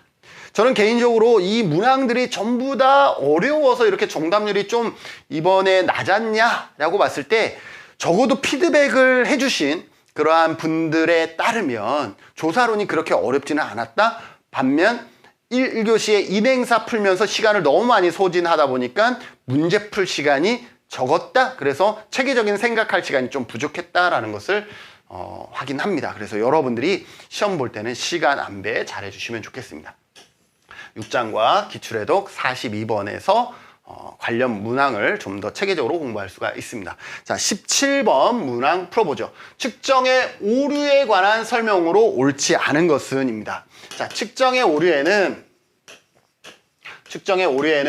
체계적 오류가 있어요. 체계적 오류는 편향이 발생한 거예요. 편향. 체계적 오류는 편향이 발생했기 때문에 얘는 타당도의 문제인 거죠. 타당도의 문제인 거고 비체계적 오류는 무작위적 오류예요. 무작위적. 어떻게 오류가 예측되지 않는 무작위적인 오류로서 무작위적인 신뢰도는 뭐예요? 반복 측정했을 때에 동일한 값이 나오는 정도인데 동일하지가 않아. 그러니 무작위적으로 나오니까 동일하지 않아. 비체계적 오류다라고 얘기를 합니다. 자, 연구자의 의도가 포함된 질문은 체계적 오류. 연구자의 의도가 포함된 질문은 이거예요. 예를 들어 이거죠. 요즘 사회복지사 1급 특강은 김진웅 교수가 대세라는데 여러분들은 김진웅 교수의 강의를 어떻게 생각하십니까? 라고 하면 생각 있는 사람들은 나름대로의 체크를 하겠지만 생각 없는 사람들은 요즘 대세가 김진웅 교수의 강의가 최고야? 뭐 최고 맞겠지. 이렇게 체크를 해버리는 거죠. 편향이 발생하는 거죠. 편향이 발생하는 것은 뭐예요? 체계적 오류이다. 오케이. 사회적으로 바람직한 응답은 체계적 오류를 발생합니다. 예를 들어서 여러분들은 뭐라 그럴까요? 자원봉사는 좋은 것이라고 생각하십니까? 라고 했을 때 여러분들이 일반적으로 전부 다 좋다라고 응답할 수밖에 없죠. 그것도 뭐예요? 편향이 발생하죠. 자원봉사는 좋은 것이라는 사회적 인식 때문에 편향이 발생합니다. 체계적 오류 맞지요. 측정의 오류는 연구의 타당도를 낮춘다. 자, 측정의 오류. 자, 측정할 때 오류가 발생했어. 오류가 발생했다라는 것은 뭐예요? 에러잖아요. 에러가 발생했다는 타당도는 뭐예요? 제대로 측정했느냐, 잘 측정했느냐인데 오류가 발생했으면 타당도 당연히 뭐가 발생하겠어요? 오류가 발생하겠죠. 오류가 발생했으니까 타당도는 당연히 떨어지겠죠. 오류가 발생했으니 당연히 타당도는 낮아집니다. 이거는 생각할 것도 아니에요. 맞습니다. 타당도가 낮은 척도의 사용은 무작위 오류를 발생시킨다. 자, 타당도가 낮은 척도의 사용. 자, 타당도가 낮은 척도의 오류는 무작위적인 오류가 발생하느냐? 자, 타당도는 뭐예요? 체계적 오류인 거죠. 타당도는 체계적 오류에 관한 것이다 라는 거예요. 무작위적인 오류는 신뢰도에 문제가 나요.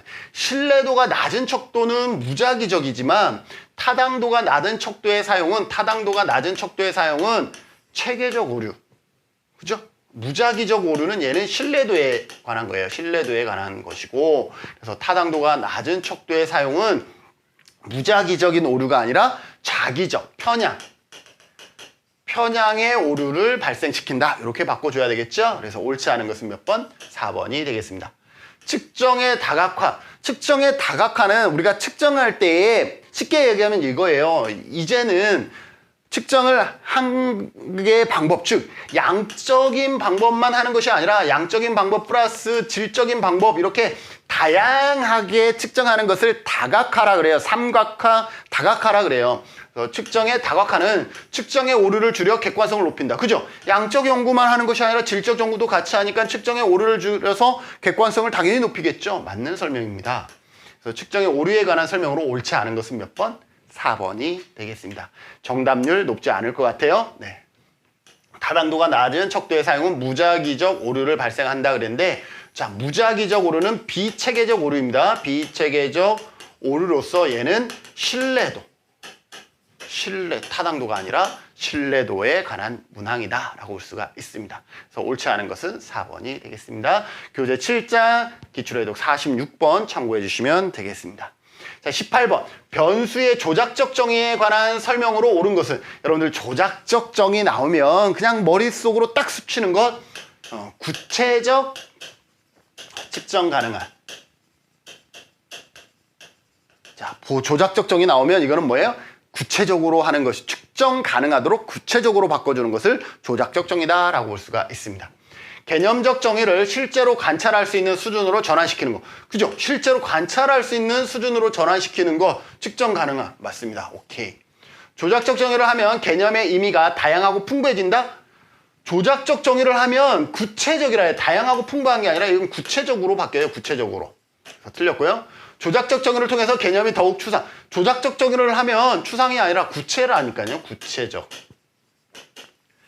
조작적 정의가 없어도 가설 검증이 가능하다? 여러분들 양적 연구, 연역적 연구 방법. 자, 연역적 연구 방법의 특징 뭐예요? 이가조죠. 이가조. 이론, 가설, 조작화. 그죠? 양적 연구, 연역적 방법의 대표적인 게 양적 연구고, 양적 연구 이가조입니다. 연역적 방법이나 양적 연구는 일반적으로 가설을 설정하고, 이 가설을 설정하기 위해서 조작화를 합니다. 자, 조작적 정의가 없어도 가설 검증이 가능하다? 아니죠. 가설을 검증하려기 위해서 반드시 뭐가 필요해요? 조작화가 필요하다라는 거죠. 그래서 조작화 정의가 있어야 가설 검증이 가능합니다. 그래서 없어도 잘못됐습니다. 그래서 변수의 조작적 정의에 관한 설명으로 옳은 것을 모두 고른 것은 기억밖에 없습니다. 이게 어렵기도 하지만 정답이 설마 하나겠어? 라는 것 때문에 정답률이 낮을 것 같은데, 그래도 47% 정답률이 의외로 생각보다는 높았습니다. 그래서 기억만 맞고 나머지는 틀렸다. 다양하고 아니 구체적이다. 구체적이다. 조작적 정의. 가설 검증하려면 이 가조. 가설을 검증하기 위해서는 조작적 정의가 필요하다. 없어도 잘못됐다. 교재 3장과 기출해독 35번 참고해 주시면 되겠습니다. 19번. 표집 오차에 관한 설명으로 옳지 않은 것은, 저는 개인적으로 20일에 시험 봤는데 1점 때문에 떨어진 분들은 제가 수험생이었다 그러면 저는 가만히 있지 않을 것 같습니다. 왜냐하면 제가 봤을 때 이 문제는 잘못됐거든요. 그런데 최종 정답도 그냥 잘못된 것을 그냥 수용하지 않은 것 같아요. 나는 좀 아닌 것 같아요. 그래서 우리 나눔의 집도 정답을 몇 번? 3번 이렇게 표시를 해둔 것 같은데요. 저는 이 문제는 잘못됐다. 지금도 잘못됐다라고 생각합니다. 내가 만약에 원래 시험 받고 1점 때문에 떨어졌다 그러면 나는 이 문제를 끝까지 물고 이렇게 늘어지겠다. 이렇게 생각합니다. 자, 왜냐하면 1번 봅시다. 표집 오차에 관한 설명으로 옳지 않은 것인데, 저는 지식이 없어. 나는 공부를 못해요, 교수님. 그런데 신뢰 수준을 높이면 표집 오차는 감소한다 그랬는데요. 이게 20회 시험에 이 지문 그대로가 틀린 거였어요. 틀린 것은 일 때 얘가 틀린 것이었어요. 얘가 틀린 거예요. 그때 당시 얘가 틀린 걸로 돼 있었어. 그러면 옳지 않은 것이니까 지금도 얘가 옳지 않은 게 맞잖아요. 그죠?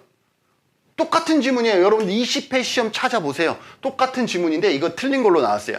그러면 옳지 않은 것이니까 이것도 틀린 게 맞죠? 그런데 학생들이 누군가가 의의 제기했겠죠? 근데 피드백이 이거였대요.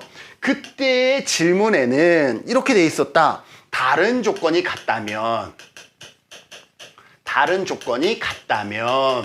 이렇게 돼 있었으니 그때는 이게 틀린 게 맞았는데, 지금은 이 문제에서는 다른 조건이 같다라는 전제가 없으니 여기서는 이게 뭐예요? 옳지 않다라고 얘기할 수 없다. 뭐 이렇게 얘기를 하는 거예요. 자, 근데 이거요. 문제 낸 교수님이 이 영상을 보신다 그러면 저한테 항의하셔도 좋을 것 같아요. 다른 조건이 같다면, 그러면 이 부분에서 다른 조건이 만약에 같지 않다 그러면 이 중에서 옳은 게 어디 있어요? 이 중에서 옳은 게 어디 있어? 없어. 다른 조건이 같지 않으면 이 문제는요, 전부 다 옳지 않은 게 되는 거예요. 다른 조건이 같다라는 전제하에서 모집단의 동질성이 영향을 받는 거죠. 다른 조건이 다르면 모집단의 동질성이 영향을 받는다라고 어떻게 단정할 수가 있겠어요? 그죠? 다른 조건이 같을 때에 동질성이 영향을 받는 것이죠. 자, 그래서 저는 이 문제를 저는 개인적으로 끝까지 물고 늘어줘도 되겠다. 왜냐하면 20회 시험에 똑같은 문항이 있었어요. 근데 이게 틀린 거라 그랬어요. 그리고 이것도 같이 나왔어요. 그런데 두 문제의 차이는 다른 조건이 같다면이 있냐 없냐예요. 그런데 이게 있다 없다로 이것의 정답이 달라지진 않는다. 저는 그래서 이 문제는 오류 문제다. 저 개인적으로는 이 문제는 오류 문제다. 그래서 저는 1번도 옳지 않은 것, 1번도 옳지 않은 것입니다. 신뢰 수준을 높이면요, 표집 오차는 증가합니다. 신뢰 수준을 높인다라는 것은 신뢰 수준을 95%로 했다가 이것을 99%로 했어요. 자, 그러면 어떻게 되느냐? 표집 오차는요, 감소하는 것이 아니라 표집 오차는 커집니다. 증가합니다. 그래서 잘못됐다라고 저는 생각합니다. 끝까지 저는 그렇습니다. 모집단의 모수와 통계의 통계치 간의 차이이다. 모집단의 모수와 표본의 통계치 간의 차이다. 표집 오차가 모집단의 모수와 표본의 통계치 간의 차이라 그랬는데, 모집단의 모수와 표본의 통계치 간의 차이를 우리는 뭐라 그러냐면 표집 오차라고 합니다. 그래서 이거는 옳은 설명이에요. 맞아요. 표본의 크기가 커지면 표본의 크기, 모집단이 있는데 표본의 크기가 점점 커질수록 이 생각과 이 모집단의 생각의 차이가 줄어들겠죠. 그래서 표본의 크기가 커지면 표집 오차는 작아집니다. 표본의 크기가 커지면 커질수록 모집단의 생각과 유사하기 때문에 표집 오차는 작아진다인데 커지다라고 했으니 옳지 않은 것은 얘가 옳지 않은 거죠. 표집 오차는 작아진다. 이렇게 바꿔주셔야 되겠죠. 옳지 않은 것 3번. 그래서 1번과 3번 정답입니다. 모집단의 동질성에 영향을 받는다. 아무래도 모집단이 동질적이면 표집 오차는 작아지고, 모집단이 이질적이면 표집 오차는 커지겠죠. 그래서 영향을 받는다. 다른 조건이 같을 때 영향을 받는 거죠. 다른 조건이 다르면 영향을 받을지 안 받을지 모르는 거예요. 그죠? 그런데 이게 있다 없다에 따라서 이게 잘못됐다. 저는 상당히 뭐라 그럴까요? 약간 비양심적이다라고 생각이 되어집니다. 표본으로 추출될 기회가 동등하면 표집 오차는 감소한다. 표본으로 추출될 기회가 동등하다라는 것은 확률 표집이잖아요. 그죠? 확률 표집 방법을 썼기 때문에 표집 오차는 감소한다. 그럴 수 있죠. 그래서 옳지 않은 것은 몇 번? 1번과 3번으로 여러분들이 체크해 주셔야 됩니다. 다른 조건이 같다면, 다른 조건이 같다라는 것이 모든 문항에 다 포함되어 있는 거예요. 어떻게 보면 이것이 없으면 1번부터 조사론 1번부터 끝번까지 다 문제 잘못 출제된 거예요. 그런데 이게 없기 때문에 이거는 설명이 안 된다? 저는 아니다라고 생각됩니다. 예, 여러분들한테 피를 토할 필요는 없는데, 예, 그렇습니다. 아무튼, 예, 64%가 3번을 찾아주셨어요. 그러나 1번을 체크한 이분들, 저는 상당히 억울하겠다라는 생각이 듭니다. 왜? 1번을 체크한 이분들 공부했기 때문에 1번을 체크했을 확률이 높다라는 것이죠. 이분들, 저는 힘내시기를 바랍니다. 교재 9장과 기출해독 49번을 참고해 주시면 내용 있습니다. 보시죠. 자, 20번입니다. 마을 만들기 사업. 마을 만들기 사업 참여 경험에 관한 연구의 엄격성을 높이기 위한 방법으로 옳은 것은 삼각 축정은 어떤 거라 그랬어요? 양적과 질적, 이렇게 다양성, 다각화하는 거라 그랬죠? 자, 이렇게 양적과 질적과 이런 다양한 방법으로 연구를 하면 엄격성이 당연히 높아지겠죠? 맞아요. 예외 사례 표본을 추출을 하면은 뭐예요? 아, 이런 예외도, 이런 경우가 예외가 있다는 것을 확인함으로 인해서 우리의 참여 경험에 관한 연구의 질을 더 높일 수가 있죠? 맞습니다. 장기적인 관찰을 잠깐 본 것보다 오랫동안 보면 아무래도 더 좋은 결과를 얻어낼 수 있겠죠? 맞습니다. 연구윤리 강화, 그죠?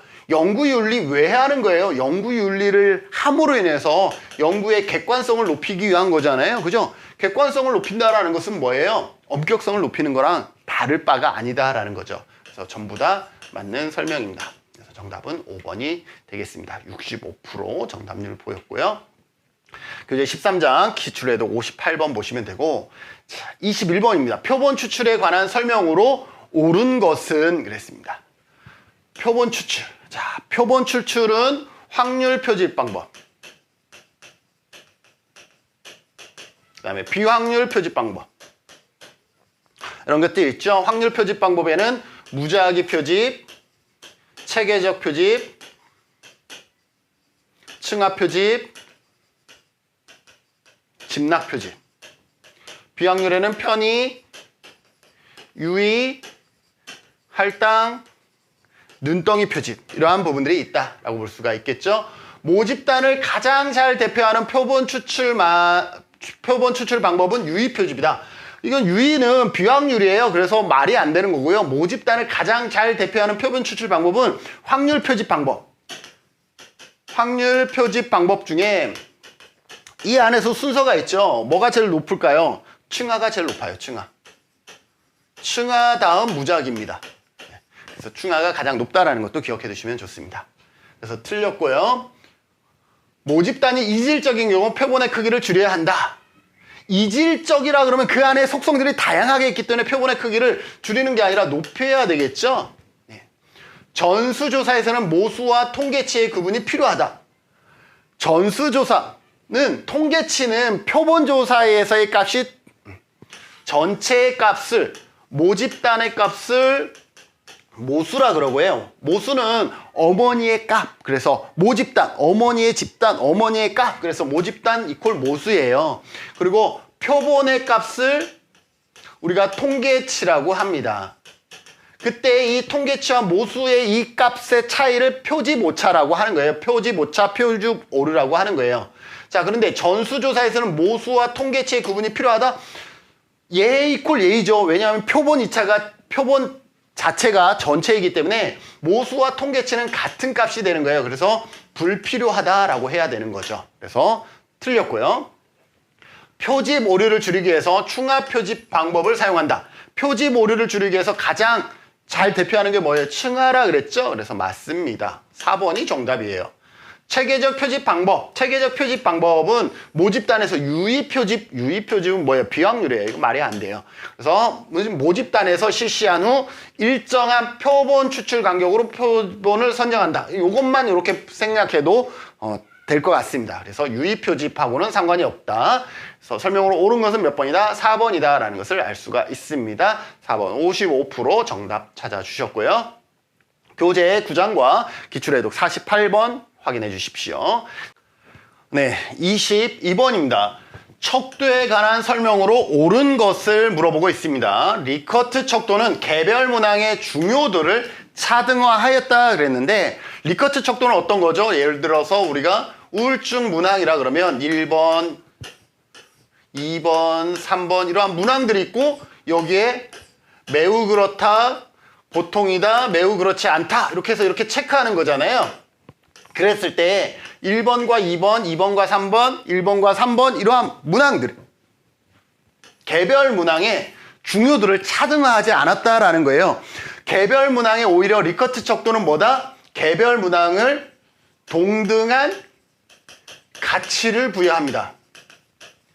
이 차등화한 거는 뭐고 동등한 가치를 부여한 건 뭐냐 하면 예를 들어서 우울증이라는 건 나는 죽고 싶다. 나는 친구가 없다. 나는 아침에 일어나는 게 힘들다. 이렇게 하면 우울증에 관한 문항은 죽고 싶다는 이거 상당히 심각한 거잖아요. 그런데도 불구하고 이거는 어떻게 해요? 그냥 똑같이 1, 2, 3주면 3점, 2점, 1점, 3점 이렇게 해서 그냥 더해서 평균 내는 게 동일한 끝난다라는 거예요. 1번이 죽고 싶다는 상당히 심각한 문항이기 때문에 여기에 가중치를 주지 않는다라는 거예요. 그래서 중요도에 차등화한다? 아니다. 가중치를 주지 않는다. 그냥 동등한 가치로 그냥 모든 문항을 더해서 그냥 평균 내서 리커트 척도의 값을 결정하고 있다라는 것이죠. 그래서 척도에 관한 설명으로 옳은 것 차등화한다? 잘못됐고요. 자, 보가더스와 거트만 척도와 보가더스의 사회적 거리 척도는 뭐예요? 문항 누적 척도입니다. 단일 차원 문항 누적 척도이죠. 그래서 보가더스의 사회적 거리 척도는 누적 척도이다. 맞습니다. 옳은 것은 2번이고요. 평정 척도는 문항의 적절성 평가가 용이하다 그랬는데 평정 척도는 이 하나의 문항 5점 리커트 척도에서 이 하나의 문항이 평정 척도예요. 이 평정 척도가 여러 개를 다 더해서 평균을 구하거나 합을 구하는 것이 뭐냐면 총합 평정 척도예요. 그래서 리커트 척도는 총합 평정 척도에 해당되고 그 개별 문항 하나하나는 어떻게 보면 평정 척도에 해당된다라고 보시면 되죠. 문항의 적절성 평가가 용이하다? 그렇지 않죠. 이 문항 하나 자체가 문항 적절성을 평가하기에는 한계가 있다라고 볼 수가 있죠. 틀렸습니다. 거트만 척도는 다차원이 아니라 단일 차원이라 그랬죠. 거트만 척도와 보가더스의 사회적 거리 척도는 단일 차원이면서 누적 척도이다 라고 했죠. 그래서 다차원 잘못됐습니다. 의미차별, 어이분화 척도, 의미차별 척도는 느낌이나 감정을 나타내는 한 쌍의 유사한 형용사를 사용한다 그랬어요. 한 쌍의 형용사를 사용하는 것은 맞지만 뭐가 틀렸어요? 유사한이 아니라 한 쌍의 서로 다른 상반되는 형용사를 사용한다라는 거죠. 예를 들어서 행복한 하면은 행복하지 않은이 아니라 불행한 인 거죠. 그래서 서로 다른 형용사를 이렇게 배치하는 것을 의미분화, 어이분화, 또 의미차별 이러한 이름을 다양하게 쓰고 있다. 그래서 여기 유사한이 잘못됐다. 서로 상반되는 형용사를 사용한다라고 바꿔주셔야 됩니다. 척도에 관한 설명으로 옳은 것은 몇 번이다? 2번이다. 자, 보가더스의 사회적 거리 척도는 누적 척도이다. 맞습니다. 그래서 2번이 정답이고 나머지는 나름 틀린 부분들이 포함되어 있다라는 것을 알 수가 있습니다. 교재 8장 기출해독 47번 참고해 주시면 되겠습니다. 자, 23번 타당도에 관한 설명으로 옳은 것을 모두 고르시오 그랬는데 여러분들 조금 어려운 영역 중에 하나가 타당도였죠. 타당도에는 내적 타당도와 외적 타당도 있는 거 아시죠? 내적 타당도는 인과관계, 외적 타당도는 일반화입니다. 그러면서 타당도는 뭐냐면 타당도의 개념 자체는 제대로 측정했느냐, 잘 측정했느냐인데 다당도를 검증하는 방법에는 뭐가 있어요? 내용 타당도, 그 다음에 기준 타당도, 그 다음에 구성 타당도가 있습니다. 내용 타당도가 있고 기준 타당도에는 동시 타당도와 예측 타당도가 있습니다. 구성 타당도에는 이해 타당도와 수렴 타당도와 판별 타당도가 있습니다. 그래서 기준, 동시 타당, 기준을 갖고 나는데 동시는 그 서로 다른 척도 두 개를 동시에 비교하는 거고 예측은 미래 사건과 비교를 하는 것이고 이해는 이론이 다 포함되어 있느냐는 거고 수렴, 같은 것을 측정하는 서로 다른 도구는 같으냐, 판별, 다른 것을 측정하는 서로 측정도 서로 값은 서로 다르냐 이것을 보는 거죠. 그래서 구성 타당도는 뭐를 보냐면 어떤 상관관계를 보면서 하는 것이죠. 그래서 이러한 것이 있습니다. 그래서 타당도를 보는 것, 내용, 기준, 구성 타당도가 있다. 특정 개념에 포함되어 있는 의미를 포괄하는 정도는 내용 타당도이다. 자, 내용 타당도는 맞죠? 특정 개념을 포함하는 거, 특정 개념들을 다 포함하고 있느냐? 내용 타당도는 전문가를 통해서 검증을 합니다. 내용 타당도이다. 맞습니다. 개발된 측정 도구의 측정 값을 현재 사용하고 있는 측정 도구와 비교하는 것. 개발된 측정 도구의 측정 값을 현재 사용하고 있는, 현재, 동시에 사용하고 있는 것을 비교하는 것은 동시 타당도이다. 맞지요? 예측 타당도의 하위 타당도. 예측 타당도의 하위가 있나? 하위 타당도는 기준 관련 타당도와 동시 타당도이다. 아니죠. 기준 타당도 안에 동시와 예측이 있는데 여기는 예측 안에 기준과 동시가 있다라고 잘못 설명했죠? 그래서 얘가 틀렸습니다. 측정하라는 개념이 포함된 이론체계 안에서 다른 변수와 관련된 방식에 기초한 타당도는 구성 타당도이다. 자, 이론. 이 구성 타당도는요, 전체적으로 이론에 기반합니다. 이론. 그래서 측정하라는 개념이 포함된 이론체계 안에서 그러니까 이 구성 타당도는 얘가 따로따로 있는 게 아니라 이 세 가지를 동시에 만족하는 것을 의미한다라고 보시면 돼요. 이 동시에 만족하는 것을 분석하는 것이 이 상관관계를 통해서 분석하는 것이 뭐냐면 요인 분석입니다. 요인 분석. 그래서 구성 타당도를 분석하는 분석 방법은 요인 분석이고 이 요인 분석을 분석할 때 그 안에서 상관관계를 살펴보는 것이죠. 측정하려는 개념이 포함된 이론체계 안에서 다른 변수에 관련된 방식에 기초한 타당도는 구성 타당도이다. 큰 틀에서 구성 타당도이다. 맞습니다. 그래서 옳은 것을 모두 고르라 그랬으니까 디귿을 제외한 기역, 니은, 리을. 정답 4번이 되겠네요. 23번 정답 4번 되겠습니다. 4번 59%. 의외로 어려울 것 같은데 정답률이 59%이고 또 의외로 쉬울 것 같은데 정답률이 더 낮고 이러한 문항들이 있다라는 것을 알 수가 있습니다. 자, 교재 7장과 기출해독 45번 보시면 되고요. 자, 신뢰도입니다. 신뢰도를 측정하는 방법에는 뭐가 있냐면 신뢰도. 아까 타당도는 뭐가 그랬어요? 내용 타당도, 기준 타당도, 구성 타당도가 있다라는 거 기억하세요. 자, 타당도. 타당도는 내용 타당도, 기준 타당도, 구성 타당도.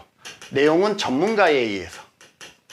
기준은 동시 타당도와 예측 타당도가 있고 구성은 이해 타당도, 수렴, 판별 타당도가 있다라는 거. 자, 이번엔 신뢰도죠. 자, 신뢰도를 분석하는 방법에는 검사, 재검사. 그래서 재검사법이 있고 그 다음에 대안법, 복수양식법이라고 해요. 그리고 내적 일관성을 보는 것으로서 반분법과 크롬바 알파 법이 있습니다. 이 정도 봅시다. 동일한 상황에서 동일한 측정 도구를, 동일한 대상을 다시 측정하는 것. 동일한 측정 도구를 다시 측정하는 것은 재검사법이에요. 이거 재검사법. 측정 도구를 반으로 나눠 두 개의 독립된 척도로 구성한 후 동일한 대상을 측정하는 것. 측정 도구를 반으로 나눴다 그랬으니까 얘는 이거예요. 반분법. 상관관계가 높은 문항들을 범주하여 하위 요인을 구성하는 방법. 이거는요, 여기에서 설명한 요인 분석이에요. 요인 분석. 이거는 뭐예요? 요인 분석으로서 뭘 보는 거예요? 타당도를 보는 겁니다. 타당도. 상관관계가 높은 문항들. 그래서 요인 분석은 어떤 거냐면 예를 들어서 요인 분석 이거예요. 우울증의 문항이 쭉 있으면 이 중에서 상관관계가 높은 문항들을 이렇게 묶어주는 거예요. 1요인, 2요인, 3요인. 이렇게 세 가지로 묶은 게 뭐예요? 이게 요인 분석이에요. 이론을 기반으로 해서 묶었고 수렴 타당도는 뭐냐면 요 묶인 게 같은 것을 물어봤기 때문에 상관관계가 높게 나온 거예요. 얘와 얘는 안 묶였죠. 안 묶은 게 뭐예요? 판별이에요. 서로 다른 것을 물어봤기 때문에 얘랑은 안 묶인 거예요. 그래서 요인 분석은 이렇게 문항이 많은 것을 뭐예요? 차원을 축소시켜주는 거죠. 20개의 문항을 3개의 요인으로 이렇게 나눠주는 거. 이것을 요인 분석이다라고 얘기를 하고 그럼 상관관계가 높은 문항들을 범주하여 하위 요인으로 범주화했죠. 해서 하위 요인으로 구성하는 것은 요인 분석이고 요인 분석은 여기서 타당도를 검증하는 것이다. 그래서 틀렸습니다. 옳지 않은 것 3번이 되겠습니다. 조금 어렵습니다. 이 요인 분석까지 여러분들이 이해하려고 그러면 이건 쉽지 않거든요. 동질성이 있는 두 개의 측정 도구를 동일한 대상에게 측정한다. 자, 동질성이 있는 두 개의 측정 도구. 동질성이 있다라는 것은 같지는 않다라는 거잖아요. 그죠? 그래서 대안법, 복수, 양식법이 될 것이고요. 대안법. 전체 척도와 척도의 개별 항목이 얼마나 상호 연관성이 있는지를 분석하는 방법. 전체 척도와 척도의 개별 항목이 얼마나, 이거는 조금 어려운데요. 이거는 크롬바 알파에 관한 설명입니다. 이러한 거는 처음 나온 지문이긴 한데, 크롬바 알파에 뭐가 있냐면 문항 제거 시 신뢰도 값이 있어요. 그 신뢰도 값 등을 통해서 개별 항목이 얼마나 연관성이 있는지 이런 것들을 파악할 수가 있습니다. 그래서 옳지 않은 것은 3번이 되겠습니다. 정답률 낮죠. 그리고 아까 요 지문은 처음 나온 질문이기 때문에 좀 어려운데 이거는 크롬바 알파에 대한 설명이다 라고 볼 수가 있습니다. 자, 교재 7장과 기출해독 45번 볼 수가 있고요. 자, 마지막입니다. 25번. 할당 표집에 관한 설명으로 옳지 않은 것은, 자, 표집의 방법 중에는 확률 표집 방법과 비확률 표집 방법이 있다라고 얘기했죠. 확률 표집 방법에는 무작위 표집과 체계적 표집, 그 다음에 층합 표집, 집락 표집. 비확률 표집 방법에는 편의 표집, 편의는 우발적 표집, 그 다음에 유의 표집, 그 다음에 여기는 할당 표집, 눈덩이 표집, 이런 부분들이 있습니다. 자, 봅시다. 모집단, 할당 표집에 관한 설명이에요. 할당 표집은 비확률 표집이에요. 모집단의 주요 특성에 대한 정보를 활용한다. 할당이라는 것은 층하랑 같은 건데 확률적이냐 비확률적이냐만 다른 거예요. 어떤 모집단을 이렇게 층을 나누는 거죠. 자, 모집단을 층을 나눈다라는 것은 모집단의 정보가 있다라는 거예요. 그러니까 남자와 여자를 나누거나 아니면 뭐 장애 유형별로 나누거나 이런 거잖아요. 그래서 모집단의 주요 특성에 대한 정보를 활용한다. 할당이나 층하는 이러한 모집단의 주요 특성의 정보가 있기 때문에 그걸 활용하는 것이다. 맞습니다. 모집단을 구성하는 주요 변수별로 표본을 할당한 후 확률 표집을 실시한다. 확률 표집 아니잖아요. 비확률이잖아요. 그래서 무조건 틀렸습니다. 옳지 않은 것은 2번입니다. 지역주민 조사의 전체 주민의 연령대별 구성 비율에 따라 표본을 선정한다. 연령대 30대 이하, 30대 이상 이렇게 하는 거 표본을 선정한다. 맞을 수 있죠. 표본 출시 시에 할당 틀을 만들어 사용한다. 이 할당 틀은 이렇게 그냥 연령 이렇게 30대 이하가 100명이었고 이게 300명이었다. 그러면 이게 이 중에서 10명을 뽑고 이 중에서 30명을 뽑겠다. 이렇게 표를 만드는 것을 뭐라 그러냐면 할당 틀이라고 얘기를 합니다. 맞습니다. 그래서 할당이나 층하는 이렇게 할당 틀을 만들어야 된다. 우발적 표집보다는 표본의 대표성이 높다. 우발적 표집은 할당이라는 건 층하가 가장 높았잖아요. 확률에서 가장 높은 게 층하였잖아요. 마찬가지 여기서 높은 게 할당이에요. 왜냐하면 우발적이라는 것은 편의는 말 그대로 내가 연구하기 쉬워서 그냥 편하게 하려고 한 게 편의예요. 근데 할당은 뭐예요?